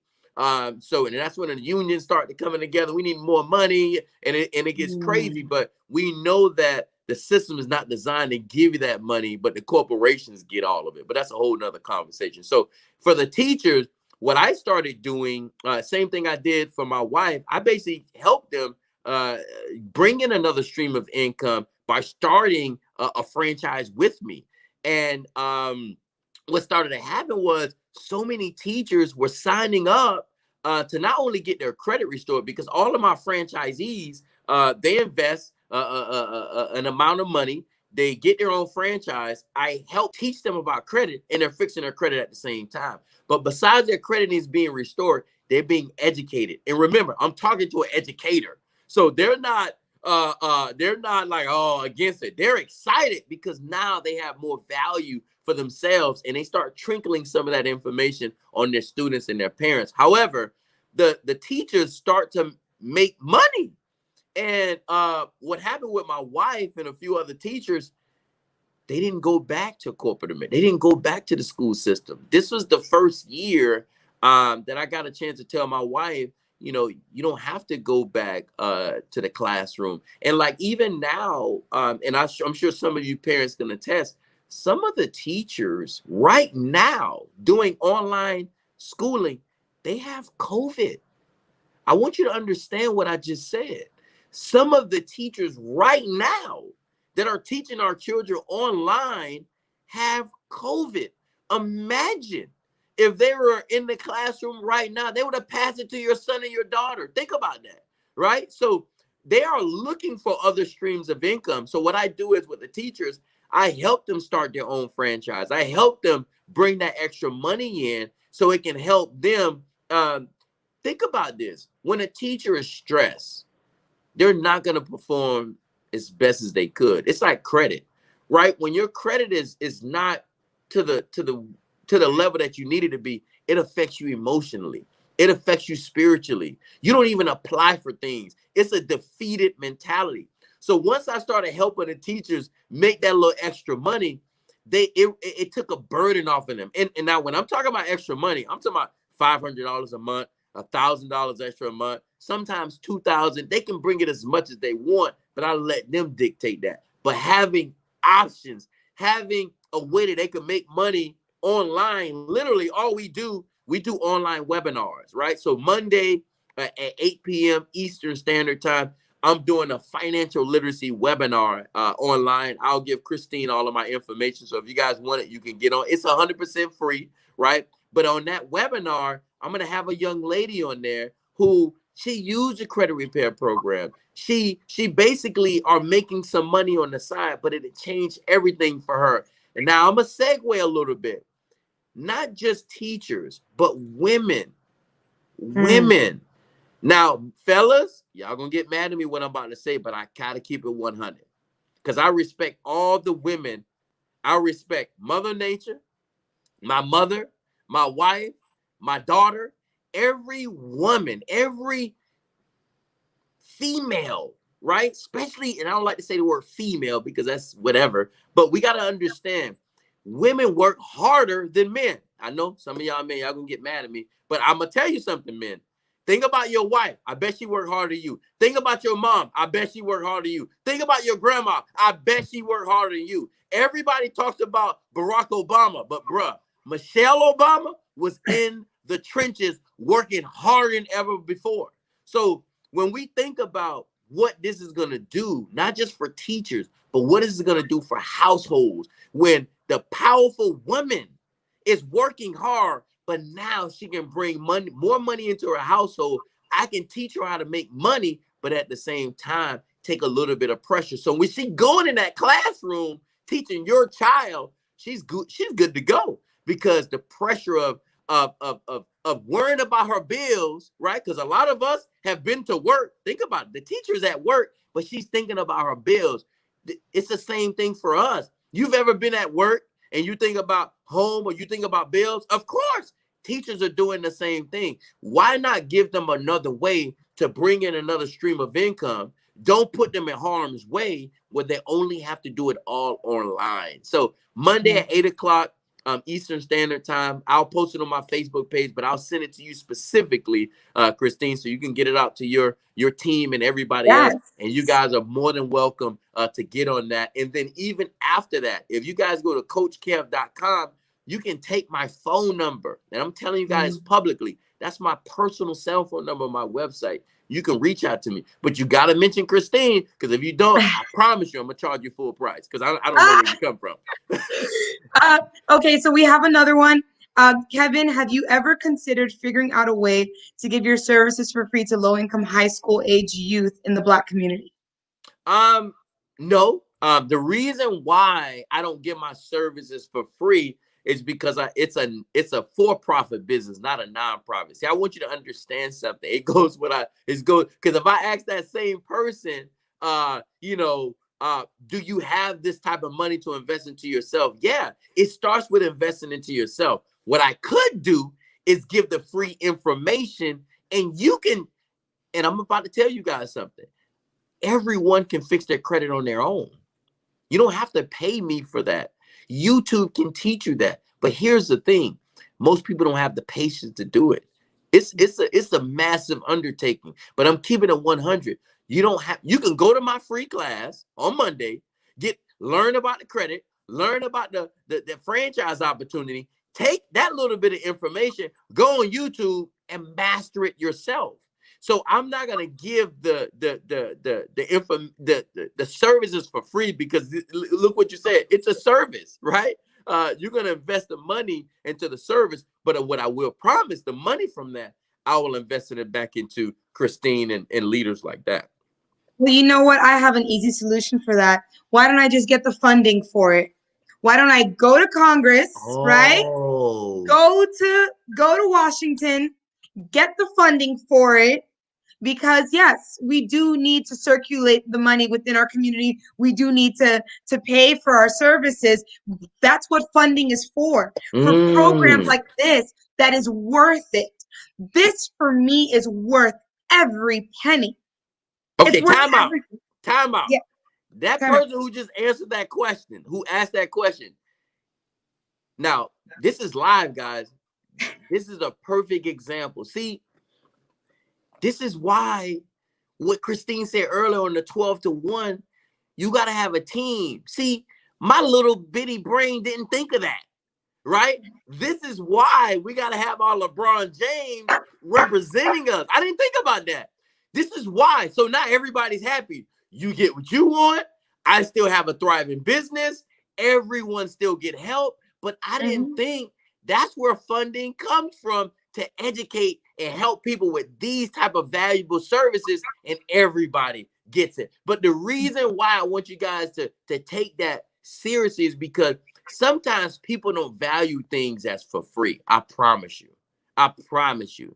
People buy Prada bags that cost thousands of dollars, but you can get a 9 West bag and they both was made in China. I don't understand this. I don't understand this. So I get it, but that's an even better idea, because the money is taken care of, and I'm going to do everything I have to do, and especially when it have to do with Christine. I'm not just going to give you guys information. I'm going to educate you fully on the value and economic mindset you have to have in a financial literacy to pass this on to your children. But it goes back to having someone fight for us that's at the table. I don't speak political language. I just don't. There's some politicians, man, if I meet them in the street, it's a different conversation I would have with them, right? But I got to keep it cordial. But when you have someone that can fight that fight for us, keep it cordial, and fight with facts, Christine is going to represent us and go get the money, and then everyone's happy. So I don't know if I answered that person's question, but I hope I did. But you came with a massive solution. And again, Christine, you're what I call a PPS. Here's what a PPS is. A PPS is a professional problem solver. Wow. Wow. Thank you. Wow. I'm a PPS. No, seriously. You hit the nail on the head. This is what I live for. I live to help solve problems, but not in a way where it enables anyone, but in a way where it benefits and uplifts you and almost makes you more independent because I helped walk us through that. The community has a need. You, Kevin, you have a gift. My job is to meet the community's need with your gift. Oh, I like it. That And makes sense. so elect me And then the good, November I'm 3rd. on it. And then the good thing about this is that, and then to that person's question, I'm not doing it for money. I do very well. And when you have someone that's doing very well, my mentor said this a long time. He asked me this a long time ago. And this guy, does, $40,000 to $50,000 in income a month, like in income a month. So he said something to me that was so powerful. He said, Coach Kev, what do you think gets me up in the morning? I said, I don't know. I literally didn't know. And I said, well, probably passion. He said, yes. He said, money doesn't wake me up. Passion, purpose wakes me up in the morning. And when you are working with someone that's not doing it for a financial gain, obviously I have a business, it's a for-profit, I get it. But if that's the only reason why I'm doing it, you would never be able to see my gift. You would never be able to see it because I won't operate that way. Today, right now, and every day, I operate in my gift. And then when leaders like you recognize it, I don't have to say it. I just be me. I do my best and I let God do the rest. And then everything else happens after that. So, Wow. Wow. Well, I mean, this was amazing. Amazing, amazing. I know I'm going to be hearing about this all week. Like, so who is that guy? How do we get, okay, when's the meeting? Oh, I'm going to hear it all week. And so they're going to want to hear Monday, from you again. Monday, 8 o'clock Eastern Standard Time. Again, I'll send you that with a Yes. flyer. And the young lady will be on the flyer as well, who you guys are going to hear from. Another powerful woman. See, I try to do things not only with men, but also with women, because again, I'm gonna reiterate, I don't I don't talk, I do. Right? I'm not gonna tell Christine I'm gonna donate. We do. I'm not going to tell Christine I'll get on the economic panel. We do. I'm not going to tell Christine, yeah, I'm going to think about sharing your stuff. We do. So this is the position where I am, and we lead by example. So I just really appreciate you just for putting this together and being just an advocate, being our voice. I'm going to continue to support you. I think this next month coming up, I have a little bonus coming up, and I forgot that guy name who you had called me for the Josh. Josh. This kid is amazing. To have him call me to get another campaign contribution, and I'll make sure I put a little extra money in there for you guys. But at the end of the day, guys, this is what it's about. We can't say that this is all great information and we don't have a call to action. So here's your call to action before I go. The next thing that you want to do, guys, log into whatever platform you have. Majority of you probably familiar with Credit Karma, but log into that platform. Christine, can you pull up my credit score? I think I sent you a screenshot of that. Yes. Log into your Credit Karma, find out what your credit score looks like. And when you guys do that, that's the first step, logging into Credit Karma. The second step is write out your goal of what you want your credit score to look like within the next 6 months to a year. Oh, I think I sent it to you through, but that's fine. So my credit This score, isn't. guys, is a 762, right? So just think about that. 762. When people hear my credit score, they're like, man, you got a great credit score. Yes, that's fine. But the highest score is 850, right? When we went to bought our Lexus, we walked in there with an 813 credit score. When you have a good credit score, you can leverage whatever you want. Remember, the higher your credit score, the lower your interest rate. The lower your interest rate, the lower your payments. That's very, very important information. So we're going to teach you everything that you need to understand credit. But remember, you got to pay it forward. You have to educate your kids. You got to educate the neighbors on what credit looks like, because you're going to need it at some point, or your kids are going to need it. So Christine, I'm pretty busy just like you are. I'll do everything I can to help provide the value for what you need for the financial literacy. And I wrote this down, FFL, family financial literacy. I love that because that's a whole nother concept. Because I could think about what I'm doing with my entire family and how it's helped them. And we got to help these teachers and everybody else generate revenue if that's what they want to do as well. Yes, we have someone that said thank you for that information, Kevin. You just helped every person watching this live stream. Wow, that's what we're supposed to do, man. And when we're living in our purpose, it's not even work. It's just not. We probably have to do this again before the election. We got to definitely do this again before election, and I can bring up some of the same information, and we can open up for questions. But anything I can do to help. I know I can't physically be at some of the places you're at. I'm too afraid of COVID. You're a G. Me too. But anything I can do online, boy, I'm all in with you on that tip. And voting for you. So that's not going to be difficult in itself. Thank you. Thank you so much, Kevin, for joining us. Thank you, everyone, for watching. We have more things in store for the day. Please remember, the whole goal of this week is for me to earn your vote. I hope that this conversation, I was able to earn somebody's vote just by knowing how important financial literacy is to me and our community. So please go on my website, christineforcongress.org, pledge a vote, volunteer or donate. Thank you, and have an awesome afternoon to everyone. And to you, Kevin, you're amazing. Thank you. Thank you. You're amazing too. Have a great weekend. You too. Bye. Bye-bye. Wow. That was amazing. I didn't want the conversation to end. Every time I talk to Kevin, it's just like, he's so inspirational.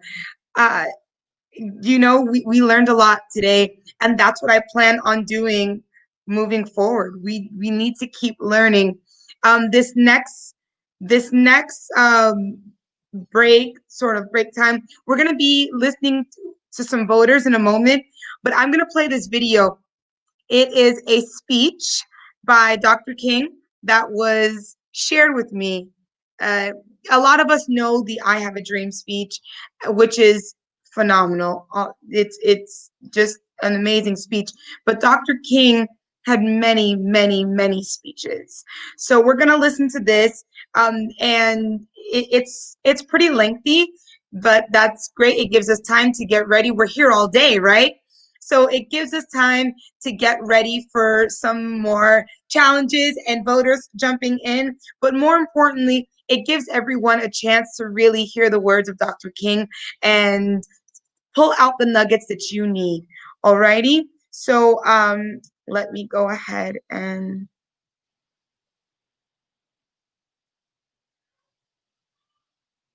hold on. We're just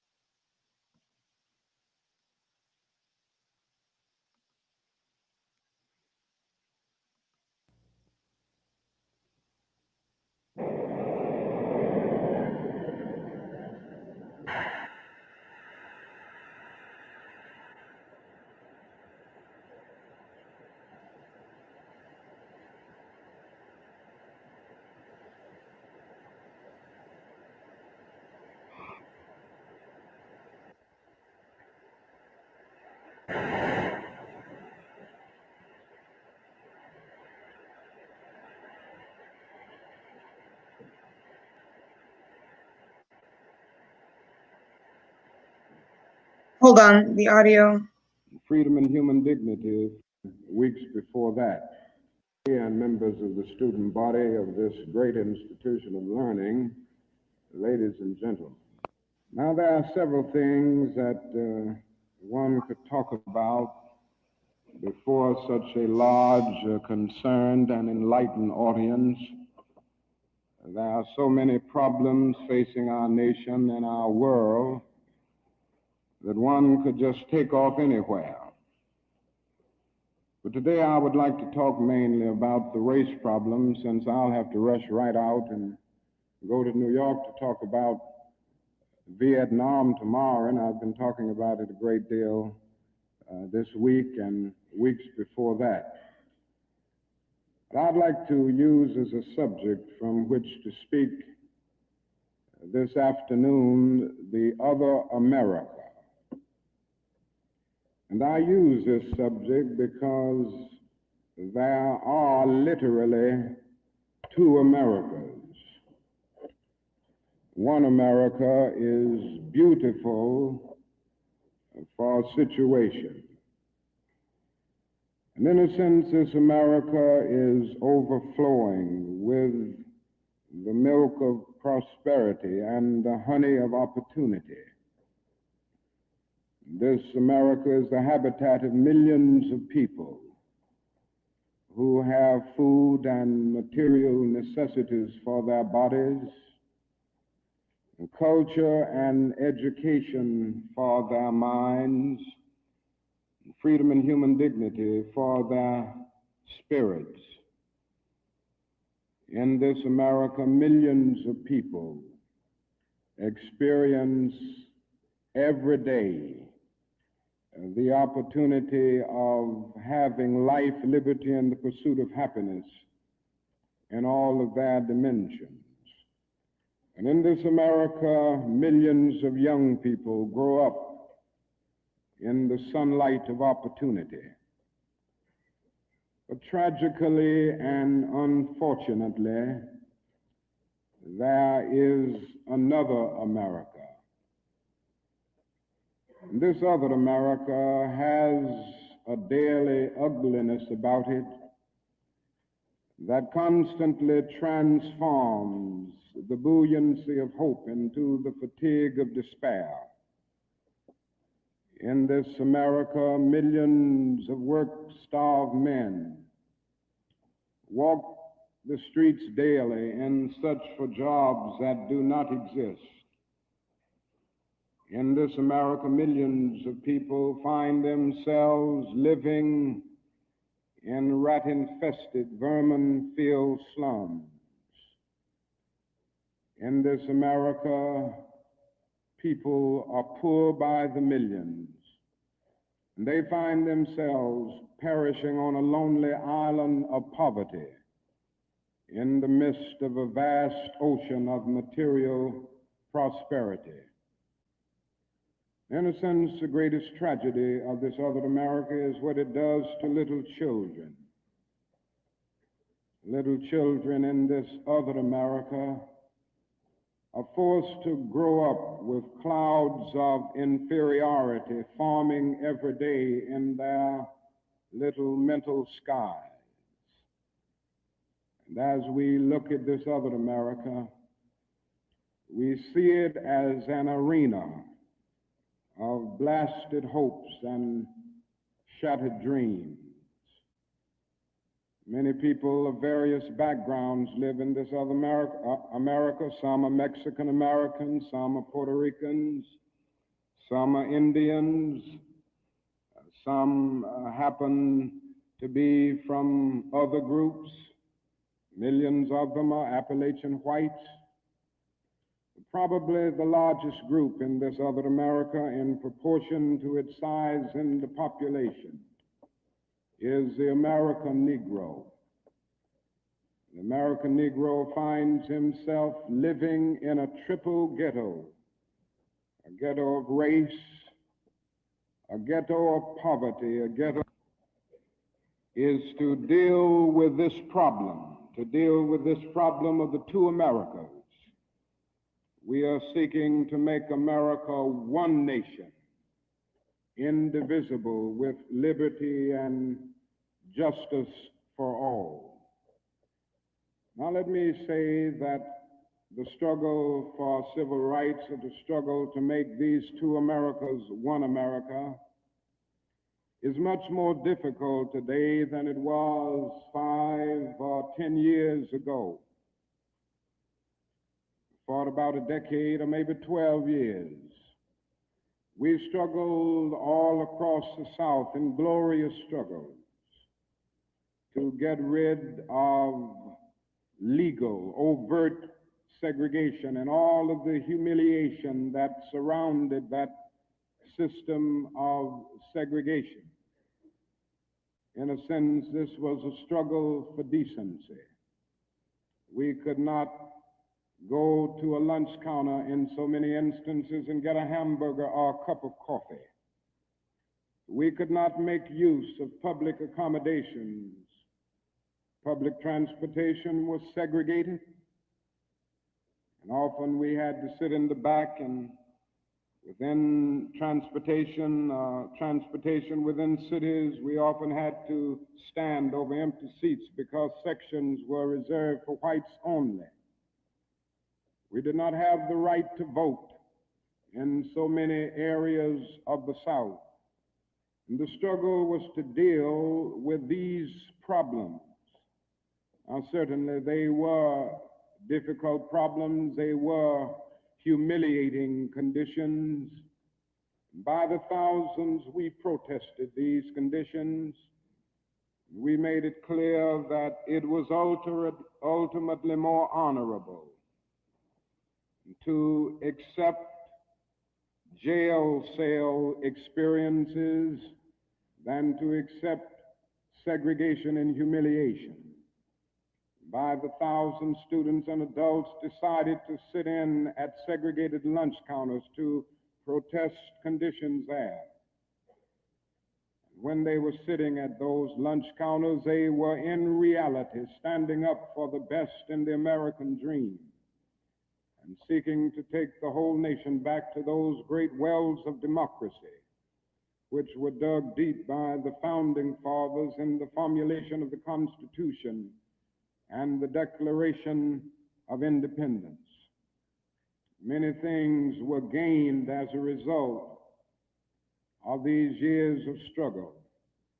In 1964, the Civil Rights Bill came into being after the Birmingham movement, which did a great deal to subpoena the conscience of a large segment of the nation to appear before the judgment seat of morality on the whole question of civil rights. After the Selma movement in 1965, we were able to get a voting rights bill. Now, all of these things represented strides, but we must see that the struggle today is much more difficult. It's more difficult today because we are struggling now for genuine equality. And it's much easier to integrate a lunch counter than it is to guarantee a livable income and a good, solid job. It's much easier to guarantee the right to vote than it is to guarantee the right to live in sanitary, decent housing conditions. It is much easier to integrate a public park than it is to make genuine, quality, integrated education a reality. And so today we are struggling for something which says we demand genuine equality. It's not merely a struggle against extremist behavior toward Negroes.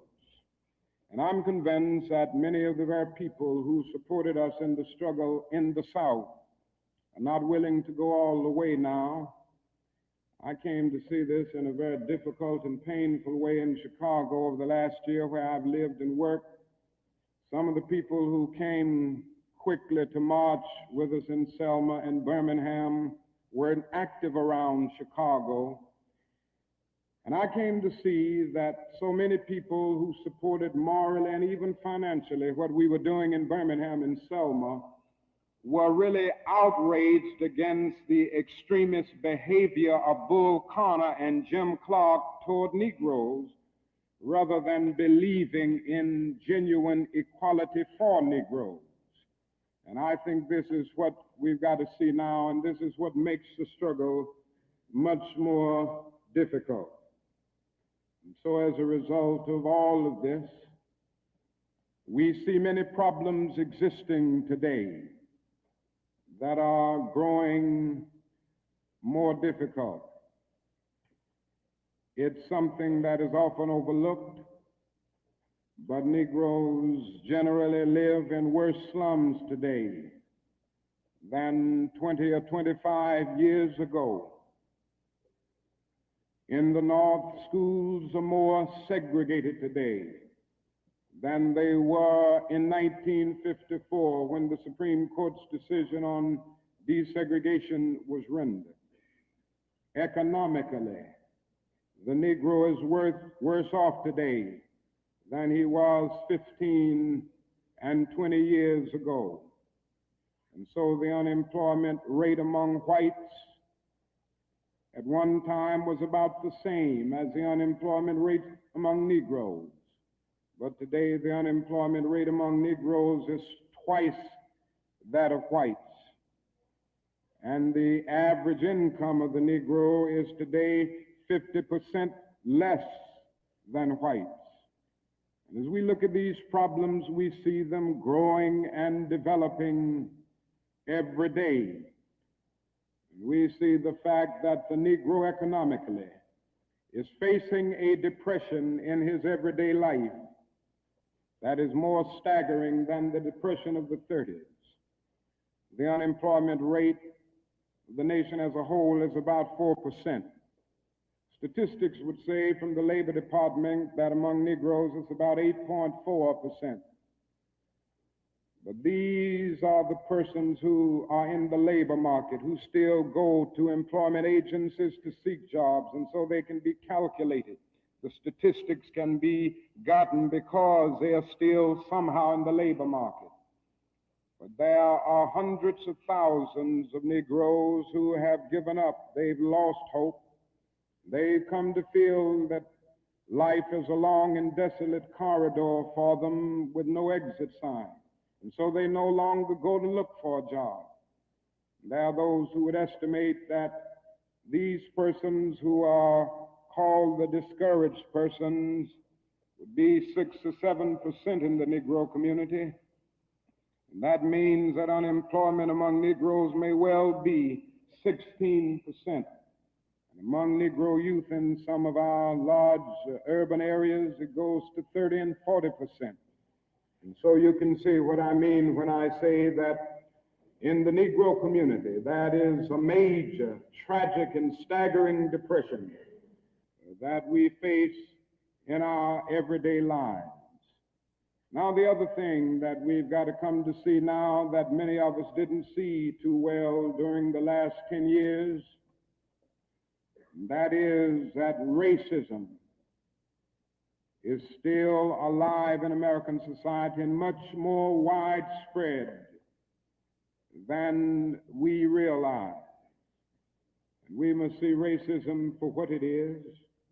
It is a myth of the superior and the inferior race. It is the false and tragic notion that one particular group, one particular race is responsible for all of the progress, all of the insight, and the total flow of history. And the theory that another group or another race is totally depraved, innately impure, and innately inferior. In the final analysis, racism is evil because its ultimate logic is genocide. Hitler was a sick and tragic man who carried racism to its logical conclusion.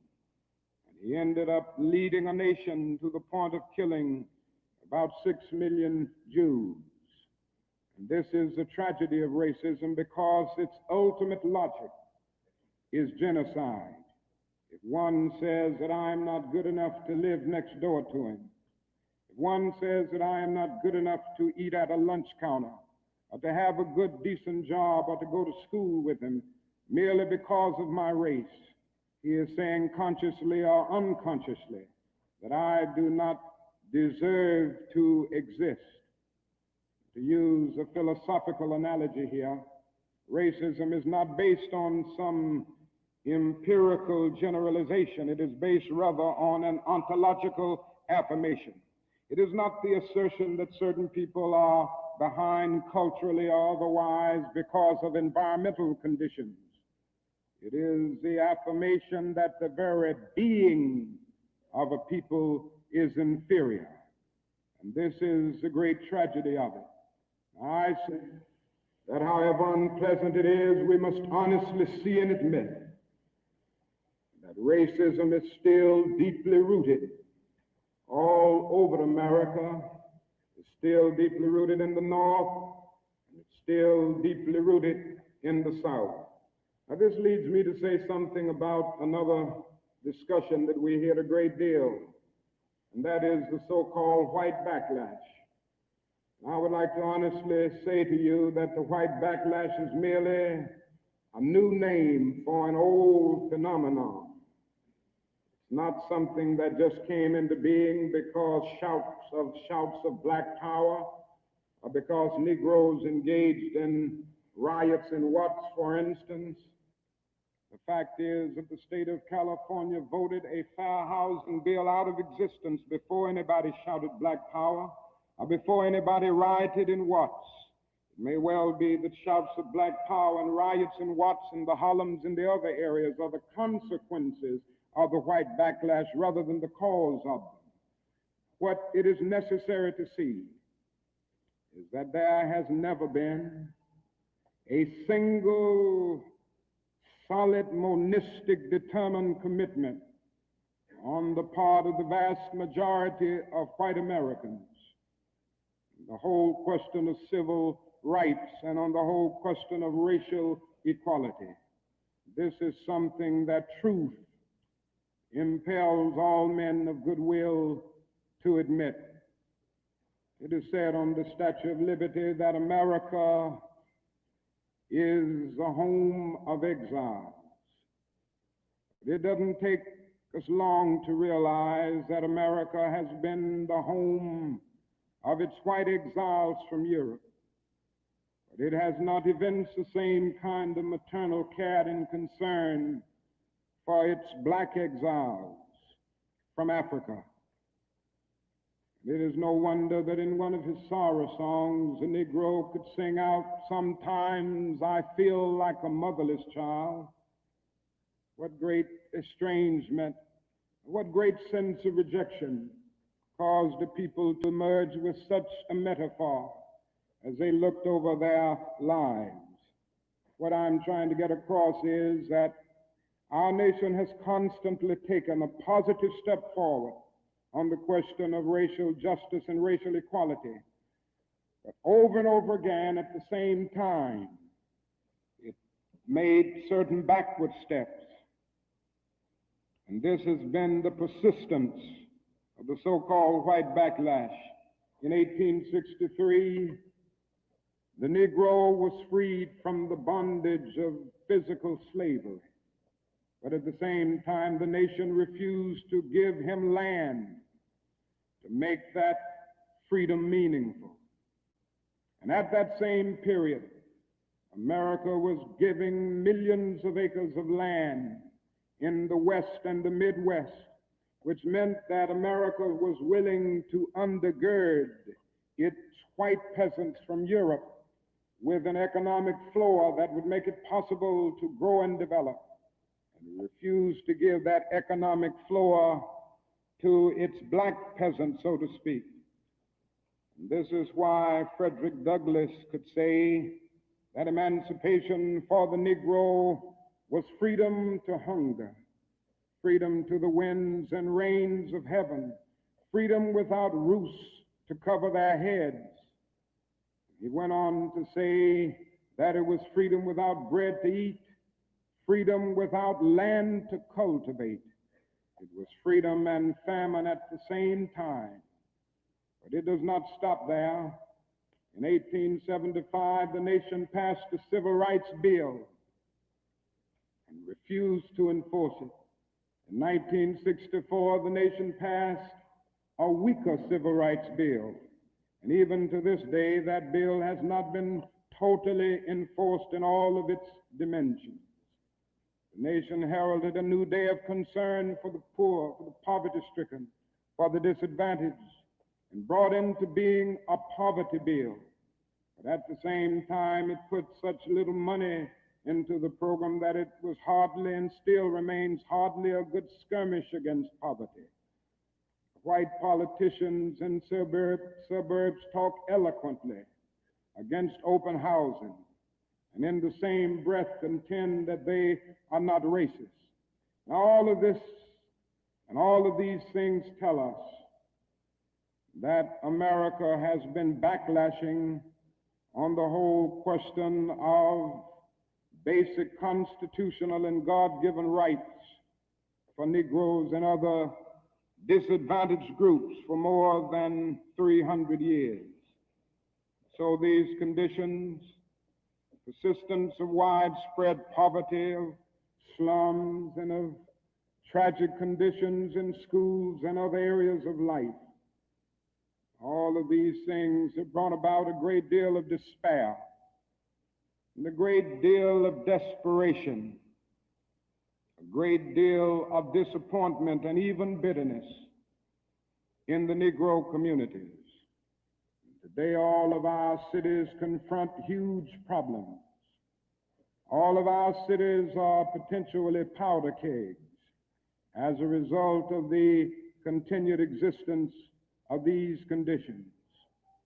Many in moments of anger, many in moments of deep bitterness, engage in riots. And let me say, as I've always said, and I will always continue to say, that riots are socially destructive and self-defeating. I'm still convinced that nonviolence is the most potent weapon available to oppress people in their struggle for freedom and justice. I feel that violence will only create more social problems than they will solve, that in a real sense it is impractical for the Negro to even think of mounting a violent revolution in the United States. So I will continue to condemn riots and continue to say to my brothers and sisters that this is not the way. Continue to affirm that there is another way. But at the same time, it is as necessary for me to be as vigorous in condemning the conditions which cause persons to feel that they must engage in riotous activities as it is for me to condemn riots. I think America must see that riots do not develop out of thin air. Certain conditions continue to exist in our society, which must be condemned as vigorously as we condemn riots. But in the final analysis, a riot is the language of the unheard. What is it that America has failed to hear? It has failed to hear that the plight of the Negro poor has worsened over the last few years. It has failed to hear that the promises of freedom and justice have not been met. And it has failed to hear that large segments of white society are more concerned about tranquility and the status quo than about justice, equality, and humanity. And so in a real sense, our nation's summers of riots are caused by our nation's winters of delay. And as long as America postpones justice, we stand in the position of having these recurrences of violence and riots over and over again. Social justice and progress are the absolute guarantors of riot prevention. Now let me go on to say that if we are to deal with all of the problems that I've talked about, if we are to bring America to the point that we have one nation, indivisible, with liberty and justice for all, there are certain things that we must do. The job ahead must be massive and positive. We must develop massive action programs all over the United States of America in order to deal with the problems that I have mentioned. Now, in order to develop these massive action programs, we've got to get rid of one or two false notions that continue to exist in our society. One is the notion that only time can solve the problem of racial injustice. I'm sure you've heard this idea. It is the notion almost that is something in the very flow of time that will miraculously cure all evils. And I've heard this over and over again. There are those, and they're often sincere people, who say to Negroes and their allies in the white community that we should slow up and just be nice and patient and continue to pray, and in 100 or 200 years the problem will work itself out, because only time can solve the problem. I think that is an answer to that myth, and it is that time is neutral. It can be used either constructively or destructively. And I'm absolutely convinced that the forces of ill will in our nation, the extreme righteous in our nation, have often used time much more effectively than the forces of goodwill. And it may well be that we will have to repent in this generation, not merely for the vitriolic words of the bad people and the violent actions of the bad people, but for the appalling silence and indifference of the good people who sit around and say, wait on time. Somewhere we must come to see that social progress never rolls in on the wheels of inevitability. It comes through the tireless efforts and the persistent work of dedicated individuals, and without this hard work, time itself becomes an ally of the primitive forces of social stagnation. And so we must help time, and we must realize that the time is always right to do right. Now, there's another notion that gets out. It's around everywhere. It's in the South, it's in the North, it's in California, and all over our nation. It's a notion that legislation can't solve the problem. It can't do anything in this area. And those who project this argument contend that you've got to change the heart, and that you can't change the heart through legislation. Now, I would be the first one to say that there is real need for a lot of heart changing in our country, and I believe in changing the heart. I preach about it. I believe in the need for conversion in many instances and regeneration, to use theological terms. And I would be the first to say that if the race problem in America is to be solved, the white person must treat the Negro right, not merely because the law says it, but because it's natural, because it's right, and because the Negro is his brother. And so I realize that if we are to have a truly integrated society, men and women will have to rise to the majestic heights of being obedient to the unenforceable. But after saying this, let me say another thing which gives the other side, and that is that although it may be true that morality cannot be legislated, behavior can be regulated. Even though it may be true that the law cannot change the heart, it can restrain the heartless. Even though it may be true that the law cannot make a man love me, it can restrain him from lynching me, and I think that's pretty important also. And so while the law may not change the hearts of men, it can and it does change the habits of men. And when you begin to change the habits of men, pretty soon the attitudes will be changed. Pretty soon the hearts will be changed. Now, I'm convinced that we still need strong civil rights legislation. And there's a bill before Congress right now to have a national federal open housing bill, a federal law declaring discrimination in housing unconstitutional. and also a bill to make the administration of justice real all over our country. Now, nobody can doubt the need for this. Nobody can doubt the need if he thinks about the fact that since 1963, some 58 Negroes and white civil rights workers have been brutally murdered in the state of Mississippi alone. Not a single person has been convicted for these dastardly crimes. There have been some indictments, but no one has been convicted. So there is a need for the whole question of the administration of justice. There is a need for fair housing laws all over our country. And it is tragic indeed that Congress last year allowed this bill to die. And that bill died in Congress. A bit of democracy died, a bit of our commitment to justice died. And if it happens again in this session of Congress, greater degree of our commitment to democratic principles will die.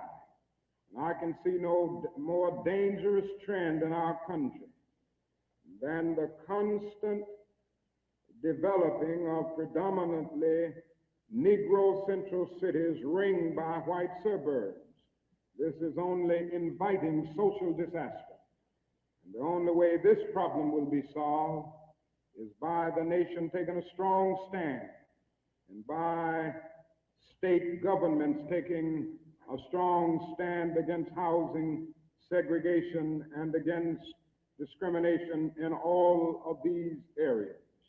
Now, there's another thing that I'd like to mention as I talk about the Massive Action Program, and time will not permit me to go into specific programmatic action to any great degree. But it must be realized now that the Negro cannot solve the problem by himself. There again, there are those who always say to Negroes, why don't you do something for yourself? Why don't you lift yourselves by your own bootstraps? And we hear this over and over again. Now, certainly, there are many things that we must do for ourselves and that only we can do for ourselves. Certainly, we must develop within a sense of dignity and self-respect that nobody else can give us, a sense of manhood, a sense of personhood, a sense of not being ashamed of our heritage, not being ashamed of our color. It was wrong and tragic that the Negro ever allowed himself to be ashamed of the fact that he was black, or ashamed of the fact that his home, ancestral home, was Africa. And so there's a great deal that the Negro can do to develop self-respect. There's a great deal that the Negro must do and can do to amass political and economic power within his own community and by using his own resources. And so we must do certain things for ourselves, but this must not negate the fact and cause the nation to overlook the fact that the Negro cannot solve the problem himself. A man was on the plane with me some weeks ago, and he came and talked with me, and he said, the problem, Dr. King, that I see with what you all are doing is that every time I see you and other Negroes, you are protesting, and you aren't doing anything for yourselves. He went on to tell me that he was very poor at one time, and he was able to make it by doing something for himself. Why don't you teach your people, he said, to lift themselves by their own bootstraps? And then he went on to say other groups face disadvantages, the Irish, the Italians, and he went down the line. And I said to him that it does not help the Negro, it only deepens his frustration for unfeeling and sensitive people to say to him that other ethnic groups who migrated or were immigrants to this country just 100 years ago or so have gotten beyond him, and he came here some 344 years ago. And I went on to remind him that the Negro came to this country involuntarily in chains, while others came voluntarily. I went on to remind him that no other racial group has been a slave on American soil. I went on to remind him that the other problem that we have faced over the years is that the society placed a stigma on the color of the Negro, on the color of his skin, because he was black.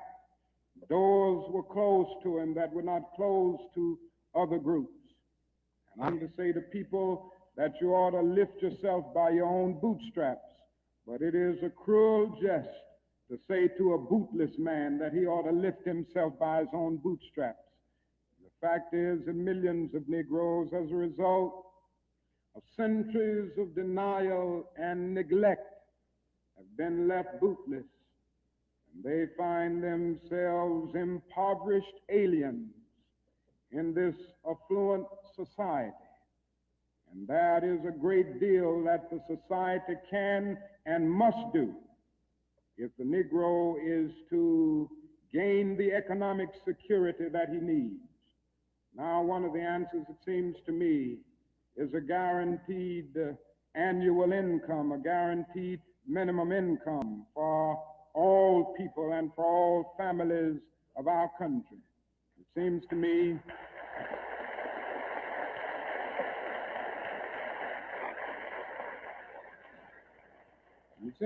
that the civil rights movement must now begin to organize for the guaranteed annual income, begin to organize people all over our country and mobilize forces so that we can bring to the attention of our nation this need and this something which I believe will go a long, long way toward dealing with the Negro's economic problem and the economic problem with many other poor people confronting our nation. Now, I said I wasn't going to talk about Vietnam, but I can't make a speech without mentioning some of the problems that we face there, because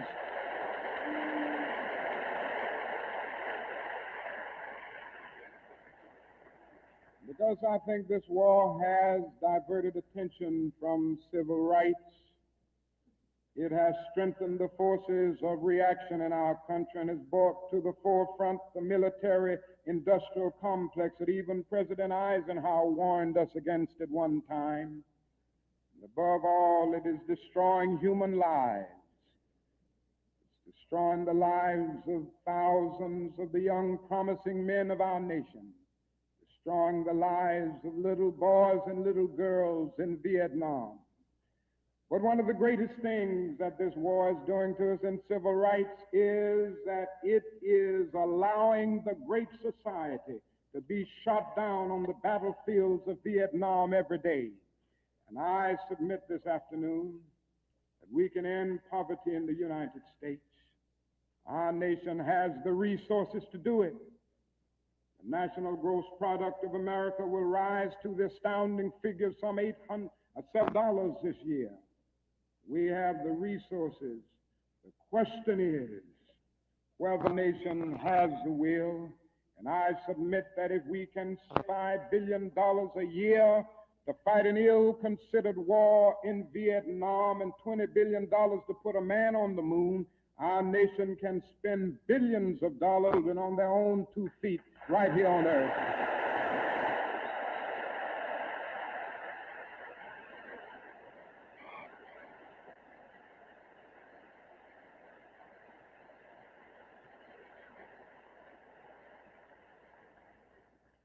Let me say another thing that's more in the realm of the spirit, I guess. That is, if we are to go on in the days ahead and make true brotherhood a reality, it is necessary for us to realize more than ever before that the destinies of the Negro and the white man are tied together. Now, there are still a lot of people who don't realize this. The races still don't realize this. But it is a fact now that Negroes and whites are tied together. And we need each other. The Negro needs the white man to save him from his fear. The white man needs the Negro to save him from his guilt.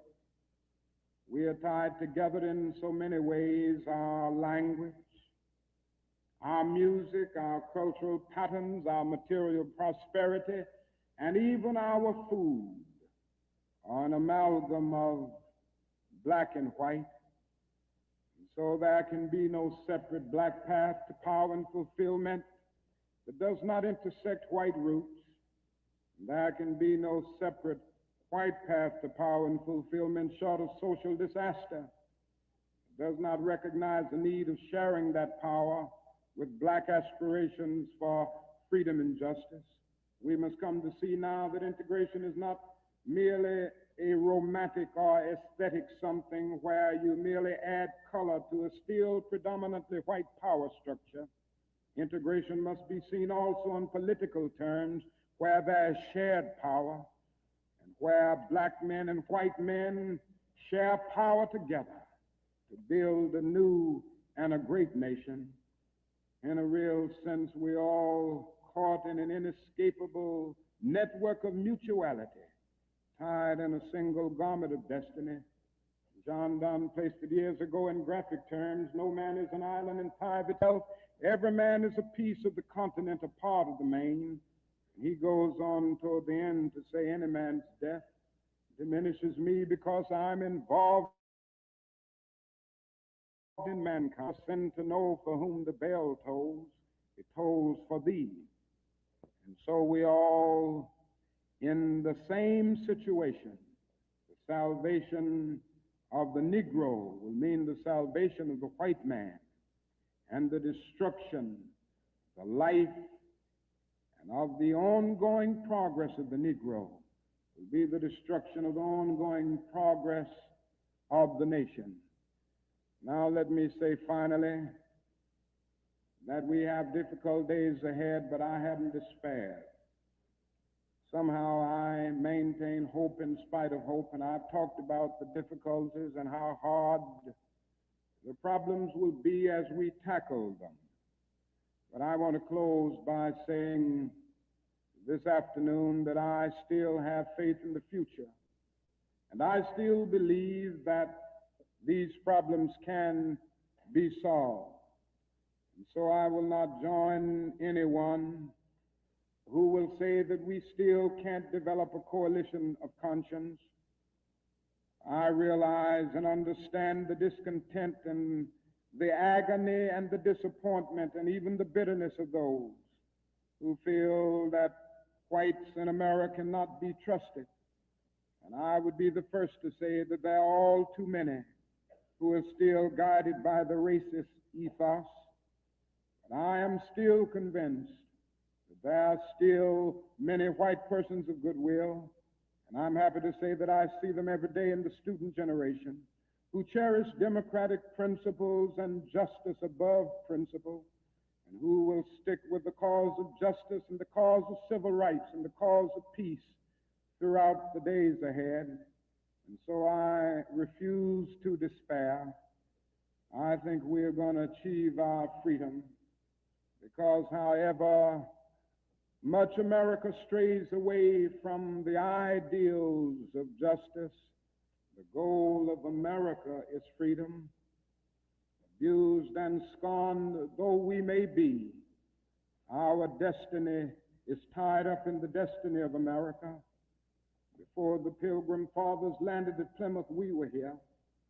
Before Jefferson etched across the pages of history the majestic words of the Declaration of Independence, we were here. Before the beautiful words of the Star-Spangled Banner were written, we were here. And for more than 2 centuries, our forebears labored here without wages. They made cotton king.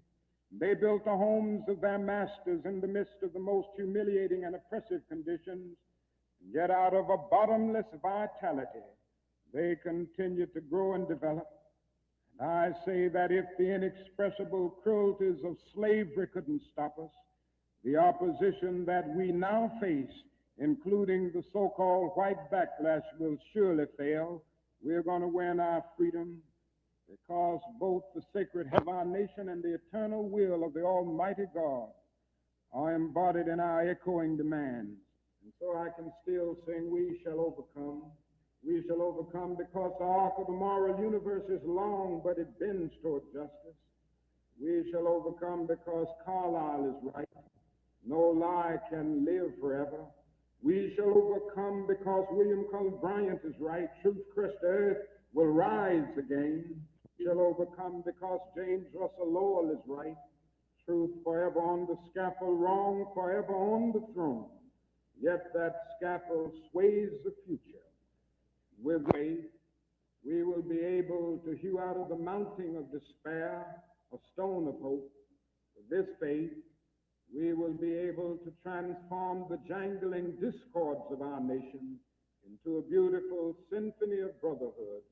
With this faith, we will be able to speed up the day when all of God's children, black men and white men, Jews and Gentiles, Protestants and Catholics, will be able to join hands and live together as brothers and sisters all over this great nation. That will be a great day. That will be a great tomorrow. In the word, to speak symbolically, that will be the day when the morning stars will sing together and the sons of God will shout for joy. Thank you.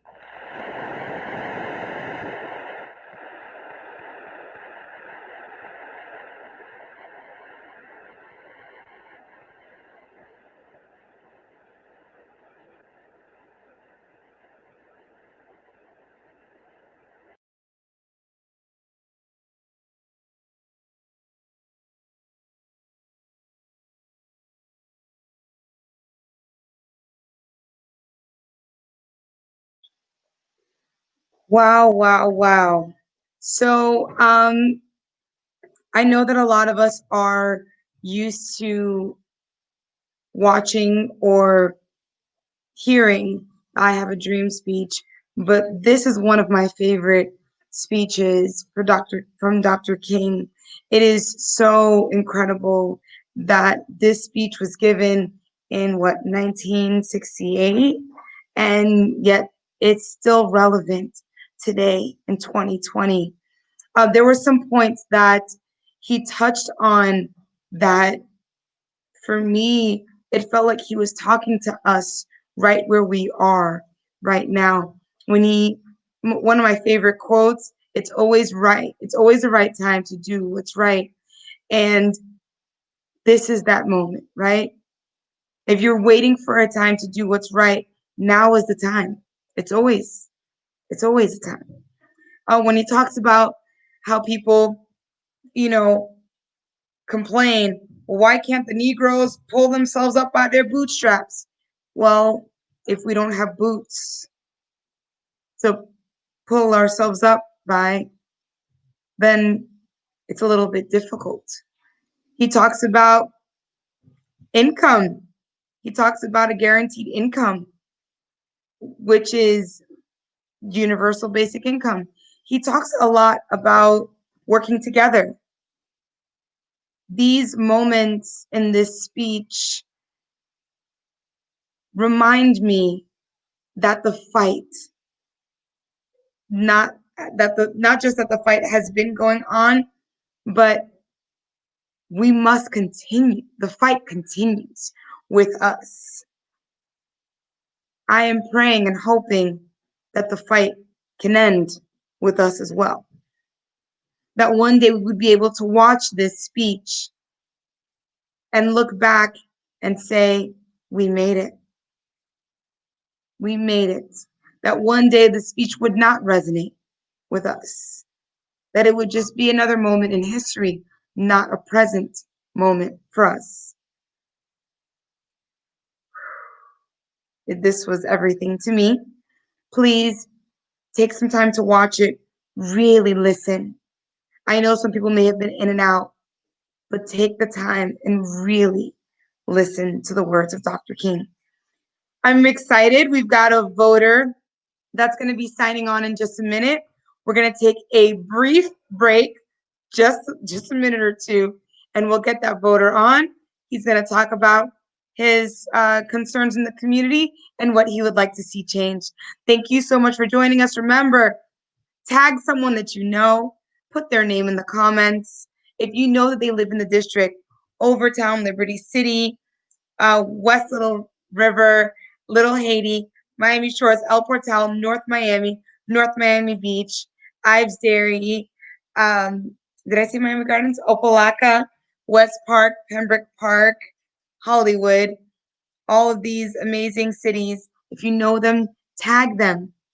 Think of everyone that you've known, whether it be in school or coworkers. Tag them. I want to earn their votes. I want to earn your votes. Our tag challenge is going on and going strong. So we're going to take a brief moment and we'll be right back with one of our voters.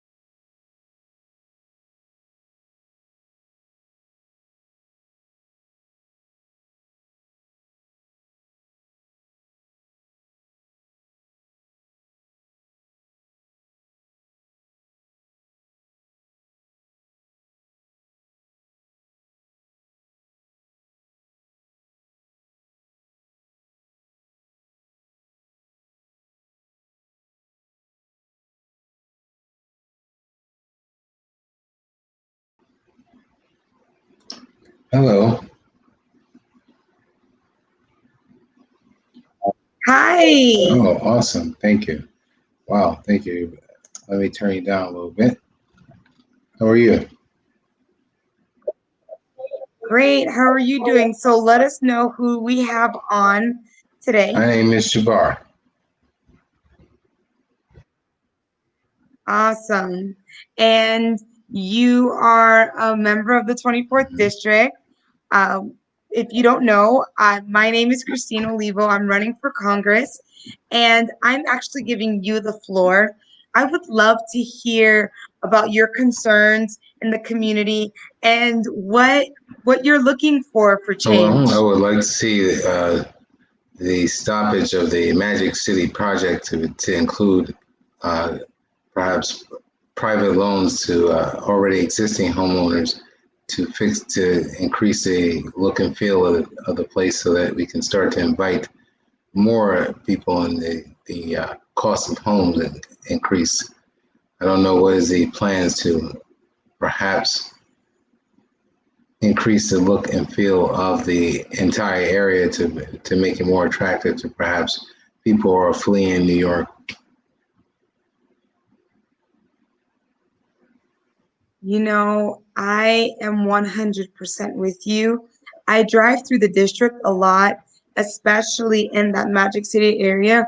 That's where that area is right by where I grew up as a child. My uncle has a shop not too far away from there. And I too would like to see these homes get the funding that they need to fix their roofs, to do the landscaping, their driveways, just different things that we can do, painting. I truly believe that we need to add more into the beautification Right. of the community. I do believe so. Now, how do you, is there any sort of ideas or plans to try to perhaps tap into the Magic City Corporation to before they can are allowed to complete any sort of gentrification project to perhaps you know, that be contingent upon the already, I guess, to already help the community before we allow them to start building their new community. That is mainly done on a local level, which is what I plan. I plan to work closely with local elected officials to make sure that we hold these developers accountable. I mean, it's a shame that they're able to come into certain communities, build what they build, charge what they charge, and then push us out, right? So the goal is to work with local elected officials to hold them accountable. And I think that that's a great compromise. Say, listen, before you can start building, you need to invest in what's already here. Before you can start adding more and bringing, new people into the community, you you need to invest in the community that already lives here. So I would definitely be an advocate for that, and I would be your voice in Congress to fight for that. I You sound even strong. the giant What is sign your? You of sound Magic strong. You City. sound like a great candidate. But what is your plan to get beyond Frederica's hold on the Democratic National Congress and the several unions? Have you reached out to the unions that already the union leaders to perhaps even just make an appearance with them to see if there's some sort of change that you can be instead of a Frederica check, instead of seeing the same 5 terms that we see in her? Well, it is a challenge. So going up against an incumbent, even with the unions, it's a challenge for me as a first-time candidate to get that support, to even have them show, like you're saying, even in an interview or on a live stream or how we're doing right now. It is very difficult to get that, but our team is making the attempt. We're doing everything that we can. We're knocking down every door that we can until we get the opportunity. I can only try as hard as I can, but you're right. She does have a stronghold. So I am not one to shy away from obstacles, and the unions matter to me. The unions are on the list of priorities. The labor union, the transportation union, these are all very important organizations for me. And so I would be honored to even get a Mm. conversation, but it is difficult. Well, right now there's the transportation unions fight for additional PPEs. Is there anything you can lend to them to perhaps make some headway for yourself? So I have reached out to the transportation, to people that work there. What I have tried to do is, since I can't get straight to the top, I'm working my way from the bottom and just seeing who I can meet. I have called. I have a lot of friends in the community that are bus drivers, and I'm in the conversation that we have, they cannot use their name. They're under strict contracts to even say the things that they're suffering behind closed doors, but they are in desperate need of personal protection equipment. And so I am reaching out to different organizations to see what we can get donated, especially at least to the small group that I do know, see what we can do. Like I said, it is very difficult to get to the top. So what we're trying to do is work through the people that we know and work our way up. But it is a priority to me. I actually don't think that we should have our transportation system. I didn't think that we should have had it running throughout COVID. I do understand that people need to get to work. But I do think that our bus drivers, our taxi cab drivers, they're at a higher risk of contracting COVID because they have so many occupants within their vehicles throughout the day. So it has been a personal quest of mine to try to get them more PPE. It's just hard. Well, I appreciate actually speaking with you, but I know that you have a challenge against an incumbent like Frederica. But What other I would challenge you to, in order to make a headway, is to continue to challenge the unions or to address the unions and what their needs and supports are. Unfortunately, to beat her at her own game, you have to play her game. I agree wholeheartedly. I really do. Um, and the goal is really to get voters like you to speak up as well and speak up at the polls. Because the one thing that I can do is I can reach you and other voters that you know that live in the district so that I can get in and make the changes that need to be made. The only thing I need is a vote to win. And that you can give me, that your friends and family and people that you know. So the more we spread the message that there is a new person in town that is fighting for everyday people, she's an everyday person fighting for everyday people. The more we can spread that message and the more people we can get on board, then we can win this. We can go in and win, and then we can make the real change, and we won't have to jump through the hurdles. The hurdle would have already been jumped. I don't disagree with that. I just think your time schedule is really tight. Yeah. Yeah. So yeah, a lot of that is awesome.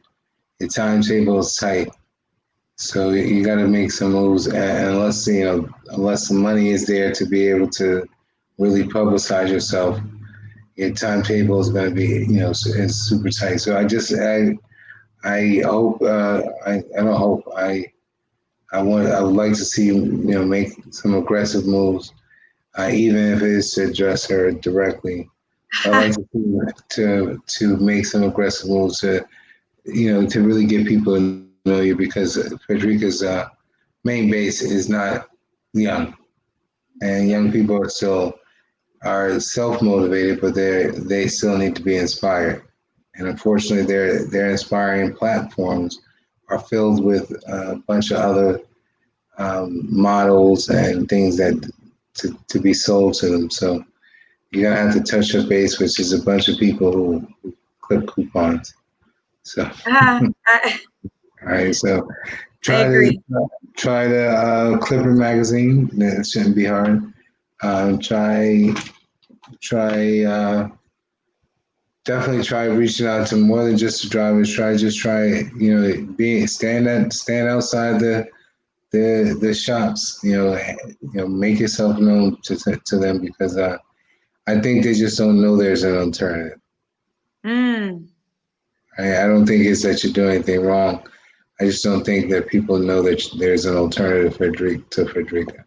So, with Wow. that, just make sure you put yourself in front of the people that matter. And it's not that we all don't matter. It's just that you have to understand Frederica gets on average $33,000 from the transportation unions, 11,000 from Carnival. The workers union, Carnival, you're not going to have any effect over, because Mickey is pretty racist anyway. Where you really just get your biggest transportation and the ports. So, I mean, it's not going to hurt you to go down to the ports to make yourself known to the longshoremen, because they know they're at the stage where they are either on their way out the door or can be replaced by what this truly is, which is a robotic revolution. So, Those are I great suggestions. yes, well, I encourage you to do so, just to make don't there's young voters. The young voters are lazy until something personally affects them. You know, even seeing a police officer on their neck affected them emotionally. It didn't affect them personally. And so it wouldn't drive them to the polls. Even seeing a police officer kill somebody publicly, that's not going to drive them to the polls. It's just going to make them emotionally distraught, which would drive them away from the polls. So what you have to do, and I challenge you to do, is to get back into the grassroots where Frederica started, and take that from her. And that's in the Clipper magazines, that's in the churches, that's in a few of the churches that she go to the same church that she does and praise the same praise that she does. Praise her at the same time, but show them that you are an alternative. But you have to get extremely grassroots over the next month and a half. Online, I know it's going to be difficult, and you're not going to get any sleep. But your best if you want to at least make any difference or any headway, because what's going to happen is the DNC is going to start to throw their weight around you, but they can't throw their weight around you if you just happen to be in places. so, so you have to. You know a lot. We should really we'll connect. We'll talk some more. I'd love to keep this conversation going. You've got a lot of work. I'll definitely continue to speak with me would be very long and based upon what you have to do. But your work has to get grassroots, and it's in her churches, it's in her unions, and and you don't have to remember you don't have to actually work something out with them. You just have to make yourself be seen with them. So whoever the head of the transportation union is, see him one day and have somebody take a viral picture of you. Just shake his hand. Give him a that doesn't mean that you were doing anything with him, that you were working out a deal. Because perception, people are more concerned about perception. And even if he wasn't doing anything, the fact that you and him were together at any point in time would agitate the right amount of people and put you in a position where you need to be. So you need a small PI and just be in the places where they are. When they want to have lunch, hey, show up at the steakhouse and just say, hey, how's it going? And smile with them and attempt a handshake. And when they dismiss your handshake, let them explain why they did it. You must be a marketing genius. It has been a pleasure having you on. I'd love to get you part of our team as a volunteer or anything. So please let's keep in touch and let's like I said, let's keep the conversation going. Thank you so much. Absolutely. I'll let Jeff know I had a great conversation with you. You called me Awesome. right at the moment where I was about to get my nap. But you enjoy your day, find a church where these people may be, or find a virtual stream and be part of that church. You remember churches have these public streams. You can be part of it and you can sing your praises. Singing your praises doesn't necessarily mean you always have to praise Jesus. Sometimes you're just singing the praises of what you're going through, and that's praising God in itself. And getting your votes. So Thank you. Go take that nap. Have a great afternoon. You as well. You as well. Bye, Christine. Wow. Wow. I feel like that voter also put me in the hot seat. Excellent. So great. Thank you so much for joining the call. And that's what we want to hear. We want to hear from voters and we want to know the concerns in the community. We want to know how we can help. But I'm so honored that I earned that vote. So honored that I earned, you know, such a great, knowledgeable voice in the community to be on our side. So I'm going to check in with the team, see if we have any more voters that want to speak live. If you are interested, you can message us personally. At 4 o'clock, we're going to be doing a fundraiser. It is a private fundraiser. So it's a dance class led by yours truly, but you had to have gotten a ticket and then you go into, we're going to be doing it virtually, but on a separate platform. So if you're interested in joining our fundraiser, please let us know. There's still time, but at 4 o'clock, we will end this broadcast and then this event will keep going, but it will be moved to another platform to do the fundraiser. Please, please, please, do we have any other voters that want to speak? Let me check in with the team. I'll be right back.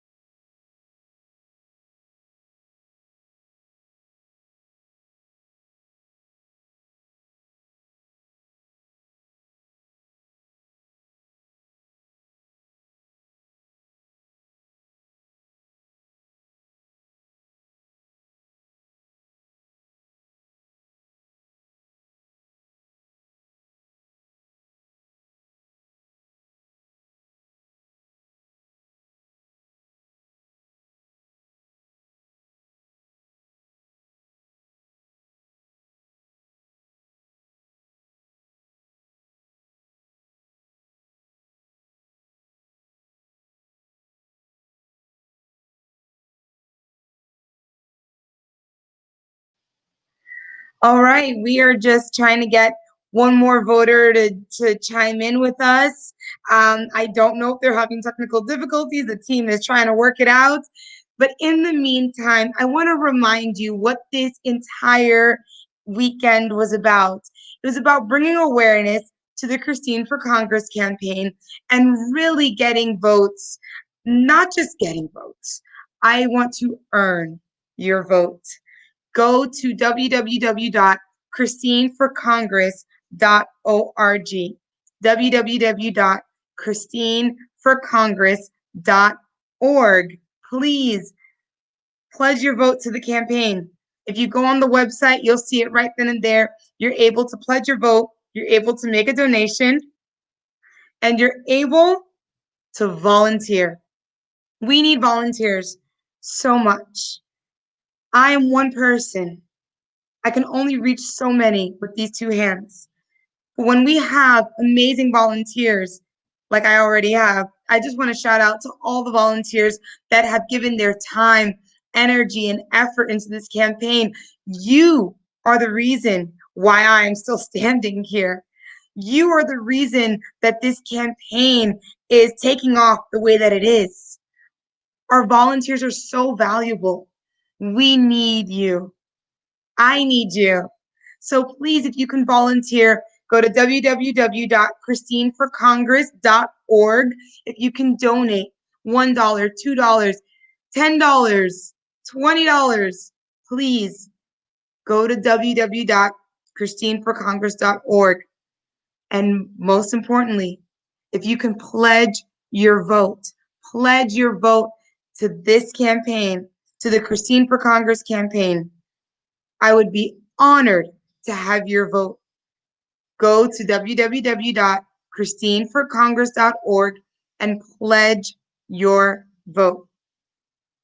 So now, as we wait for our voter to jump on, I just wanted to say that I am so grateful. I really am. I'm grateful to, I'm tongue-tied. I'm grateful to all the speakers that have joined in the conversation of how we can make District 24 better. Thank you to Jennifer Perlman. Thank you to Anthony Malcolm. Thank you to Laverne Deer. Thank you to Kevin Blake. Thank you to all the voters that called in, went live, made their concerns known. Thank you to everyone that put me in the hot seat, asking the tough questions and really digging deep to see if I'm ready, right? Ready to answer and bring solutions to those questions. I hope that I've earned your vote. And I hope that you would share the message of our campaign. It's not just that I want to be your voice, I am your voice. To the mothers that struggle every day to find childcare, to afford childcare, to do virtual learning, to feed their children, clothe their children, I am your voice. To the child of immigrant parents that every day wonder if their temporary status is going to be renewed, or if they're going to get a knock on the door. If immigration is weighing heavy on your heart, I am your voice. To every Black and brown boy and girl in this community that is afraid that one day they could be in a situation that could take their life because of the color of their skin. I am your voice. To every person that wanted to go to college but couldn't afford going to college, had to make a tough decision not to go to college, worked day and night, even if you went to college and worked day and night, if you went to college, took out loans and still owe on those loans, I am your voice. I am your voice. I need your vote. Go to www.christineforcongress.org. We're going to do a little tag challenge now. If you go on the social media, you go on the Facebook page, the Instagram, the Twitter, you will see an image that says tag challenge on there. It has a list of all the different cities within the district, right? Go to that image. Tag anyone you know that lives in any of those cities. Comment their name in the comments. Everyone you know that is there. We need them. They live in the district. I would love to meet them. I would love to talk to them. I would love to earn their vote. Think of everyone you went to school with, everyone you used to work with, everyone in your family. Think of them. Tag them. The tag challenge begins now. Tag, tag, tag, tag, tag. Please tag.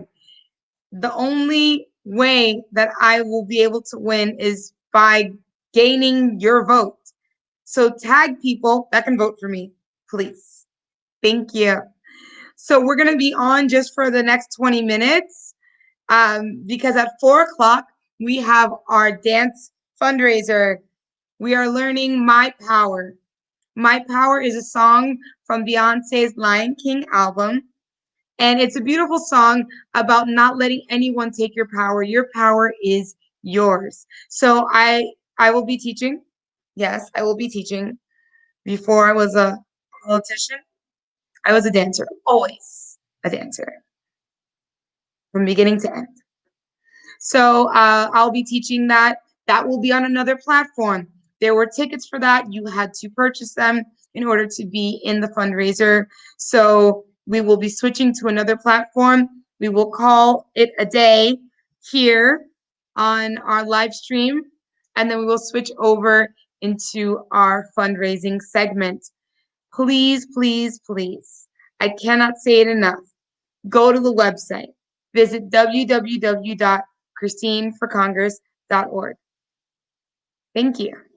I'll be right back. I'm just going to step away, see if we can get this last voter to come in and speak.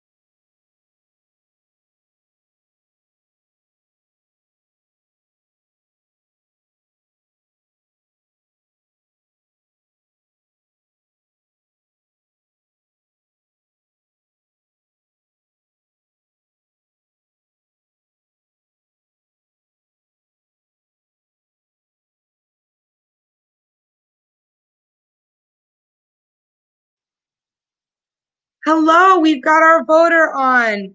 Welcome, welcome. Please state your name and let us know what part of the district you're calling from. Oh, sorry, you're on mute. Hold on. There you go. Can you hear me now? Yes. I'm Claudison Laurent. I don't know if I can be of any help, but I live in Broward County. Okay, yes, we go all the way to Hollywood. Oh, okay. So I'm in west of Fort Lauderdale area. Okay. Okay, welcome, welcome, welcome. So please tell us what issues you have. Well, my name is Christine Olivo. I'm running for Congress in District 24. And I'm not exactly sure what part of the district you're in. But either way, I do believe that our issues are so close and so similar. Whatever is affecting one is affecting the other. So I would love to hear the issues that you have. Well, I mean, in terms of what exactly? Just basically any comments or concerns that you have within the community. Well, for one, I'd like to see more of Haitians in higher level up within the community, whether it's politics or business wise. Mm. I want to see more of us occupy certain space where, when we unite, we can give a better voice. You know what I'm saying, to our people that's coming in. Education I wise, agree. we would like to see more of that, but that's catered towards, from our own perspective, better education, I would say, for our kids. Um, Immigrations, which still a big issue right now, especially now.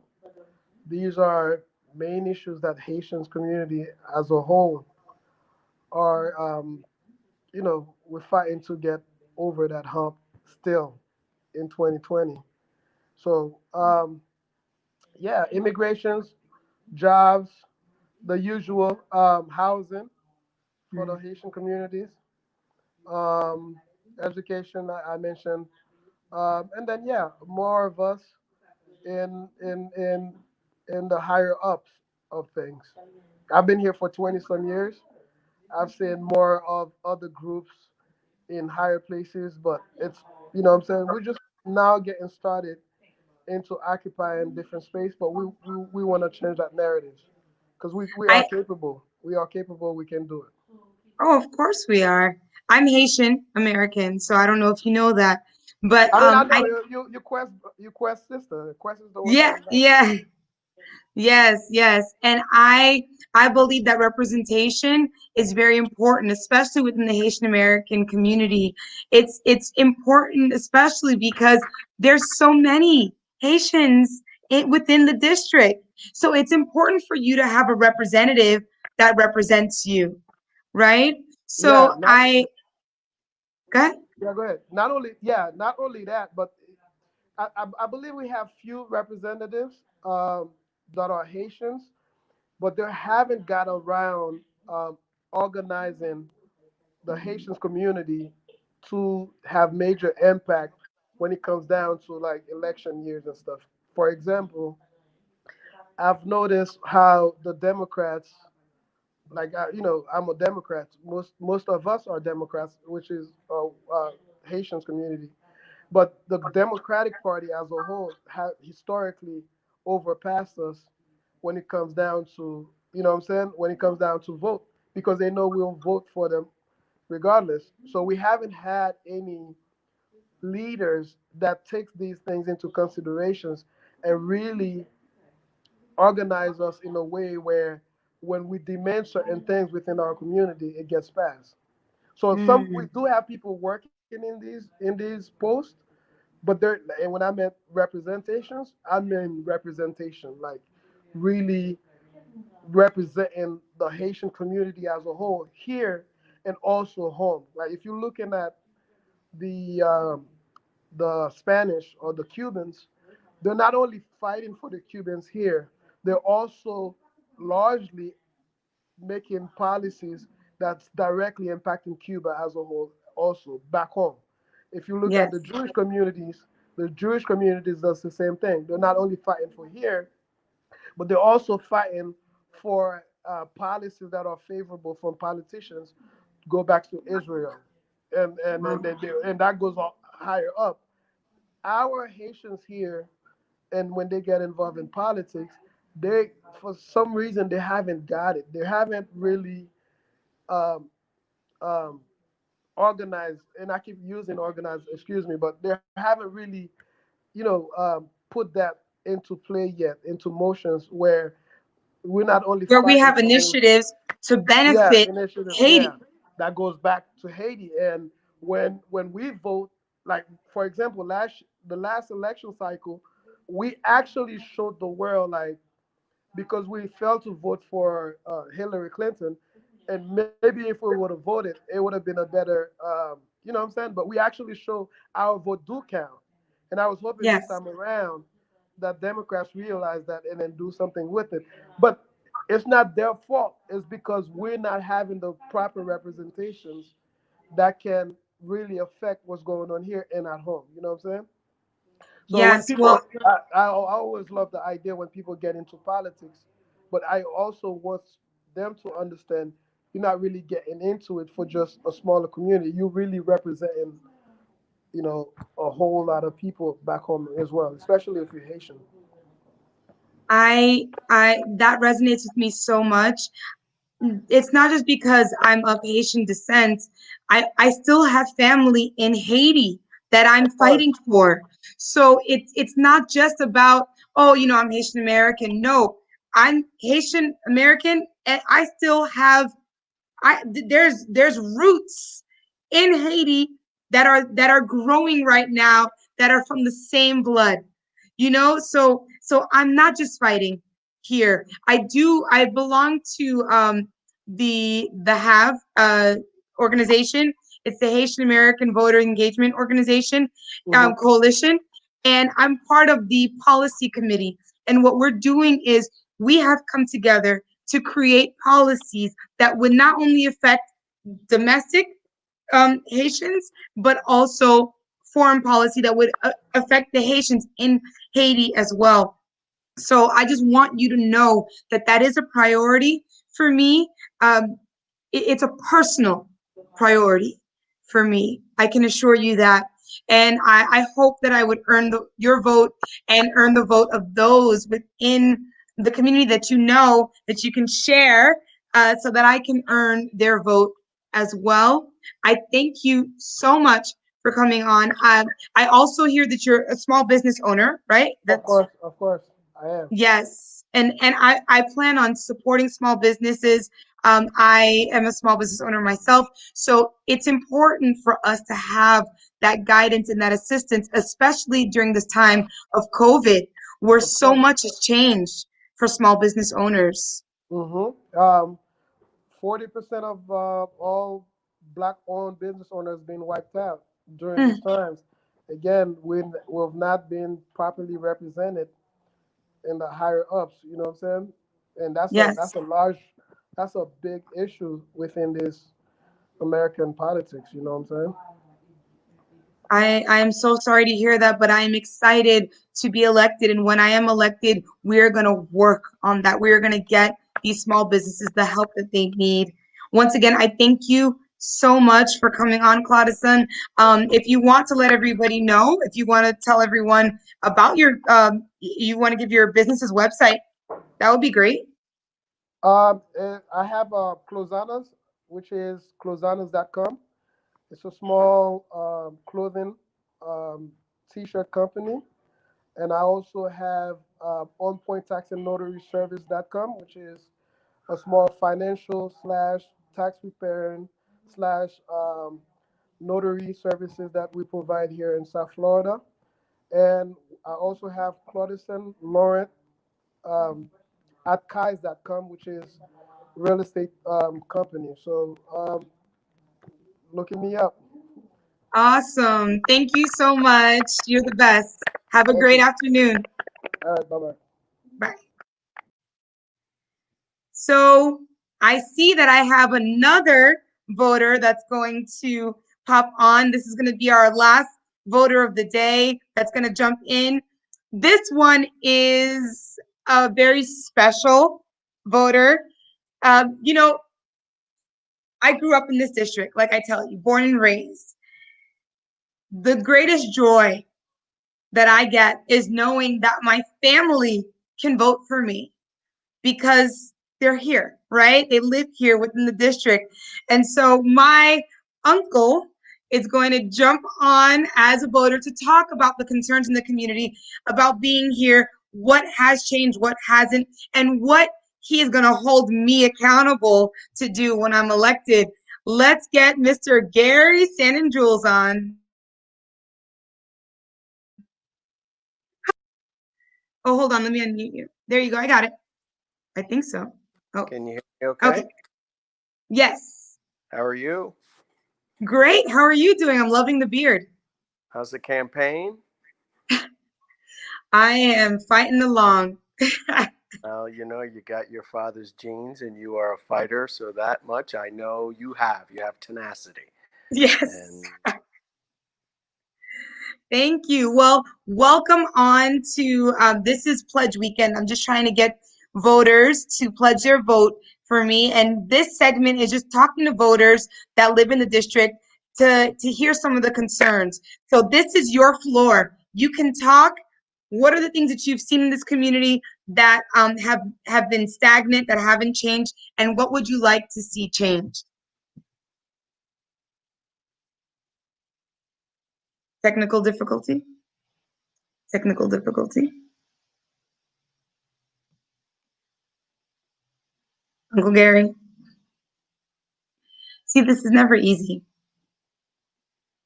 Well, while he's working out the technical side of this, hopefully we'll get him back on.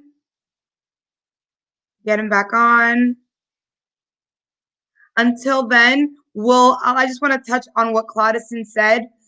It is really important for us to take care of our immigrants within the community. And that is part of the platform. It is on the priority list. So thank you, Claudison, for jumping on. And I think we're getting Uncle Gary back on. Are you back on? Do you want me to kick you out and then you sign back in?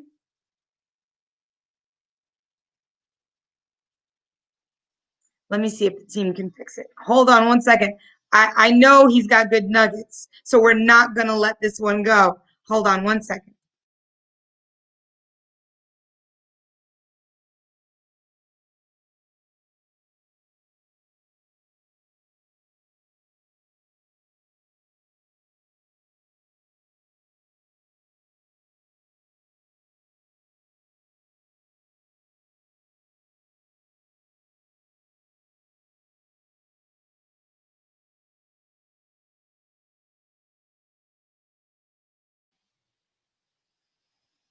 He said I have my father's tenacity. That I do. Oh, is he coming back on? Welcome back. okay. All right. Well, hopefully we'll have a good session without being interrupted.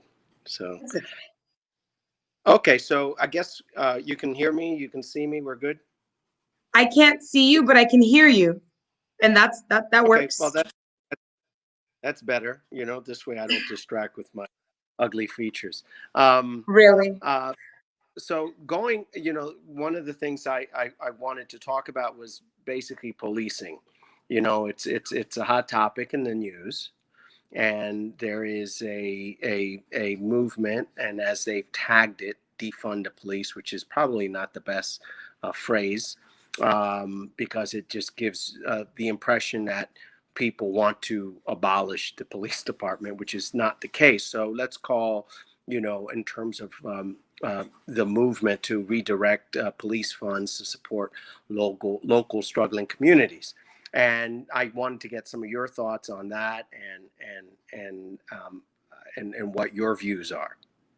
So I fully support reallocating money into the communities. What we say in the team campaign is prioritize the people, right? I do not believe that hiring more officers is going to reduce crime. If we want to reduce crime, we need to tackle the poverty crisis. If we want to reduce crime, we need free mental health care for our communities. If we want to reduce crime, we need after school activities. I remember during the recession, the first thing they took away were after school activities to save money. And once we got out of the recession, we didn't bring those after school activities back. So a lot of these schools, they're without activities. So we need to get more programs into our communities. Growing up, we had so much, even though in retrospect, you're like, actually, we didn't have enough, but we didn't know it. We had so much. Now, I feel like the youth have social media and that's it. So I think that we need, as a community, as a government, we need to start putting more money into our into the youth, into family programs, into bridging the wealth gap. A lot of people commit crimes for competition. They want to keep up with the Joneses. Well, let's eliminate that competition. Let's help our families get to a point where they're financially stable. I do not think that we need to keep putting more money into law enforcement. It's not about taking money away. It's about reallocating the funds into the community. So I am 100% on board with that. And quite frankly, I think that with the police department, if we're going to get any money, it's into retraining our officers so that they are, and longer training too. 6 months is not enough for you to train to be an officer. I went to beauty school, and uh, the cosmetologist there, it's 2 years before you can touch somebody's hair. 2 years. Let's look at that. 6 months to be a cop, 2 years to be a cosmetologist. We've got to Yeah. start thinking about how we train our officers. Yeah, I think that's definitely a concern, right? Because look at this last incident in Kenosha, Wisconsin, where you have this 17-year-old kid that is responsible for the deaths of two young men and injuring another. Now, here's a kid who was acting as a sort of deputized officer, Vigilante. too young to carry an AR assault rifle, yet he was allowed to, and he was a he was a promising police officer, right? That's the career move he's wanted to make, and and I'm sure a lot of these young men that go in to police training, I mean, within, as you mentioned, within 6 months, they're in without really enough psychological evaluation being done and proper training. So technically, the question was, how do we assure the community that the police officers that are patrolling um, uh, the community are indeed well trained and are psychologically fit, and also I think also important that they also belong to that community. So what Yes. effort being done to sort of make sure that our tax dollars aren't going to support richer suburbs, right? That in turn support their schools and other things going on in their communities. And how do we keep those tax dollars within the community that police officer is patrolling? Meaning that suggesting that police officer should belong to the community in which he patrols. I mean, that definitely needs to be included in the police reform proposal. I know that a lot of senators right now, especially after George Floyd, they came up with all this legislation, and out of that, it was, just I I don't want to knock what everyone else has done already, but it wasn't enough, right? And so what we need to do right now is come together. We need to make police reform as serious of a crisis as COVID-19. Because what's happening is little bits of legislation will be passed to sort of pacify the community. But we need a comprehensive police reform bill that is going to make sure that the police officers that are working within the community live in the community. We need a police reform bill that has a database of, was this officer fired in another department? another police department? Have they relocated and they're now trying to become a police officer here? We need a database with their reprimands. We need to know, even with their psychological evaluations, how long has it been since they were evaluated? We need to create a database for that, and that needs to be public knowledge, because we need to know who is serving our community. At the end of the day, it is the tax dollars that pay for the officers. And this is not to say that we want to butt heads with them. We want to get it to a point where the community and the law enforcement are working together. And the only way we can work together is if there's transparency. So we need a database. We need to make these things transparent. We need to reform the way we train our officers. There's so much that needs to be done, but we can't pacify this with just passing a little bit of legislation. We need it to be comprehensive, and we need a House and a Senate that's in session that will not leave until it's done. I feel like even with the protests now, we've taken steps to say, okay, we're going to work on this, but then we ignore it and hope that nothing happens for a while before they have to bring it up again. And that's the cycle. We talk about it, we protest, we get into session, and then we sort of quiet it down until there's another killing. So I just think that it needs to be taken seriously. Okay.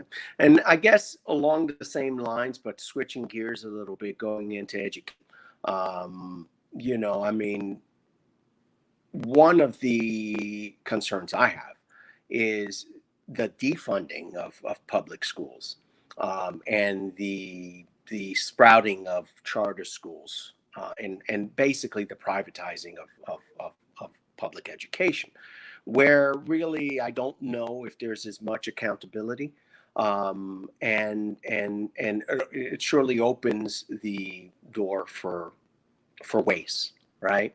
And certainly it's not a common or a federal or statewide um, um, system where you can hold all of these schools accountable to the same set of standards. So I'm just wondering what your opinion is in terms of charter schools versus public schools, and how do we make our public schools much more vibrant in an economy that has changed drastically. And so you can argue that even our current educational system is lagging behind the rest of the world in terms of addressing these emerging economies. So how would you address the active defunding of public education, and also if you can speak about where we are in terms of COVID-19 preparation to bring our students back into the classroom? So our schools are funded through the property taxes. So the first thing we need to do is stop funding our schools through property taxes, because property taxes in Little Haiti versus the property taxes in Miami Shores, very different, even though they're neighboring communities. So what we need to do is get funding for our school that does not come from their zip code. Our community will never be up to par because we won't have the funding to be up to par. We need to get the funding. Everyone needs to have the same funding. It needs to be even. It needs to be fair across the board, number one. Because the reason why parents are taking their kids out of public school and going into charter schools is because the charter schools are up to par. They're able to get the funding. So until we can elevate the community, the schools within our community by getting more funding, and I'm a firm believer in the STEM program. I really think that we need more tech-savvy schools. There's so many upgrades that our schools need. A lot of the funding that we get will go to, like, oh, you know, let's paint the school. Let's get new lockers. No, we need real upgrades that will translate into better education. So the first thing that I would say is let's do away with funding our schools through property taxes. And then the next question was, hold on. Or the Charter school. COVID-19, like Oh, COVID-19. basically moving. So what I'm seeing is that even across the board, there have been um, different levels of care and concern and attention, different levels of attention to the transition from in school to virtual. A lot of parents are struggling, a lot of kids are struggling, and teachers are struggling. I think that as a government, we should have focused more on making the virtual transition more of a seamless transition. But we spent so much time trying to get back to where we were. We're not back to where we were. We are in the middle of a pandemic. So how do we move forward from here? We need to get family success assistants, liaisons, counselors that will go in and work with each family and say, okay, this is how we work this virtual system. We're going to be doing this for a little while now. Does your child need help with their homework? We need to get counselors that can help these families to successfully transition into this virtual program. And the teachers need assistance as well. We eventually they're trying to move into phase 2 tomorrow. I think the governor has declared that we are in phase 2 as of tomorrow. There are plenty of families that do not feel comfortable with their kids going back into a regular school. And I don't think we're going to be at that place for a long time. I think we need to be open to the fact that the rest of this year is going to be virtual, and let's strengthen our virtual program so that our families can help their children the best that they can. Okay. Beautiful. Well, I know you're on a time schedule. I'll save more questions for the next time you do one of these forums. But keep going, stay strong, and we all support you and all of your efforts. And stay safe. Thank you for jumping in, and don't forget to vote, vote, vote, vote, vote. Oh no, Bye. one thing I would say is in terms of voting, getting the word out, to people, because there's a lot of misinformation happening, and providing, just basically a forum on getting or putting together a voting plan. Because I think people wait to the last minute, and it's now that they have to decide, like, how are you doing this? Are you doing this by mail-in? Are you aware that you can actually take the ballot yourself and put it into the ballot box, from what I understand, and you correct me if I'm wrong, and then also that your ballot can be checked online to assure that it was received. Yes, a lot of people do not have voter education. So it is really important for us to educate everyone on that. I'm working on putting together something for voter education. The information is out there. You are correct. You can vote by mail. There is a deadline to request your vote by mail, but you can do it. And when you fill it out, you can physically go and turn it in. So just because you got your ballot in the mail doesn't mean that you only have to mail it back in. You can get your ballot in the mail, fill it out, and then go during early voting time, go turn it in to an actual precinct. That is perfectly fine, but people don't know that. So we do need to focus on voter education, and we need to do that fast. All right. Well, go get them, Tiger. Thanks. All right. Bye. Ooh. That was awesome. Put me in the hot seat. What phase? Oh, we have a question from the audience. What phase do I think we should be in for COVID? I'm not an expert. I trust our scientists. I trust our doctors, and I understand that this crisis has sort of thrown us for a loop, right? We're not used to living life like this. This isn't normal for us. But the phase that I believe that we should be in, phase one, we shouldn't even be talking about switching out of phases. Florida has mishandled the COVID crisis in a way that is mind-blowing. I am so disappointed, and I wish that I could do more. I'm here for anyone. If you have any questions or concerns about how to get through this, my heart goes out to everyone that is struggling, those who have lost their jobs, those who have lost loved ones, those that don't know how to homeschool their children. We are struggling, but this pandemic is serious. It is not to be taken lightly, as I feel that it has been. It is not to be taken lightly. The other day, I went to go pick up food at an Olive Garden. I ordered it to go. When I got there, the restaurant was packed and no one was wearing a mask on the inside.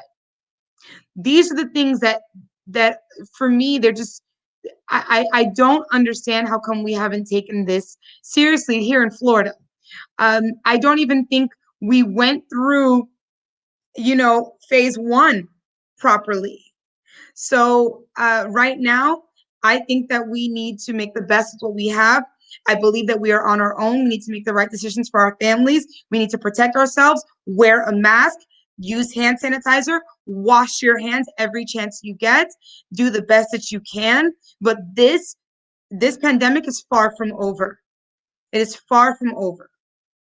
So that is where I stand on it. I do not think that we should be looking to move back to normal life as is, because it's not.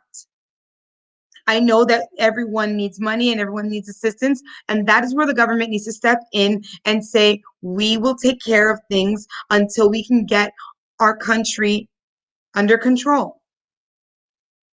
So, anyway, that's a topic for another day. Right now, we're talking about votes. So please, please, please, I've got to go into, I'm a little late for my fundraiser. I'm going to go jump into my fundraiser right now. Thank you so much for joining us this weekend. It has been Pledge Weekend. We have spoken with voters. We have spoken with great panelists. Everyone has shown up to just really give their expertise on the issues that are troubling this community. Thank you so much for all the time and effort that you've given. Thank you to everyone that's watched. Please pledge your vote for Christine for Congress. Go to www.christineforcongress.org. www.christineforcongress.org. I'm going to go change and teach my dance fundraiser. I'm sure I'll do it again. If you're ever interested in jumping in on a fundraiser, I have plenty of them, but one that you can do any day of the week, you can donate. You can donate $5, $10, $20, whatever's on your heart. Go to www.christineforcongress.org. Thank you so much for joining us this weekend. I look forward to speaking with you again. May you have a wonderful rest of the weekend, and don't forget to vote. Thank you. Bye.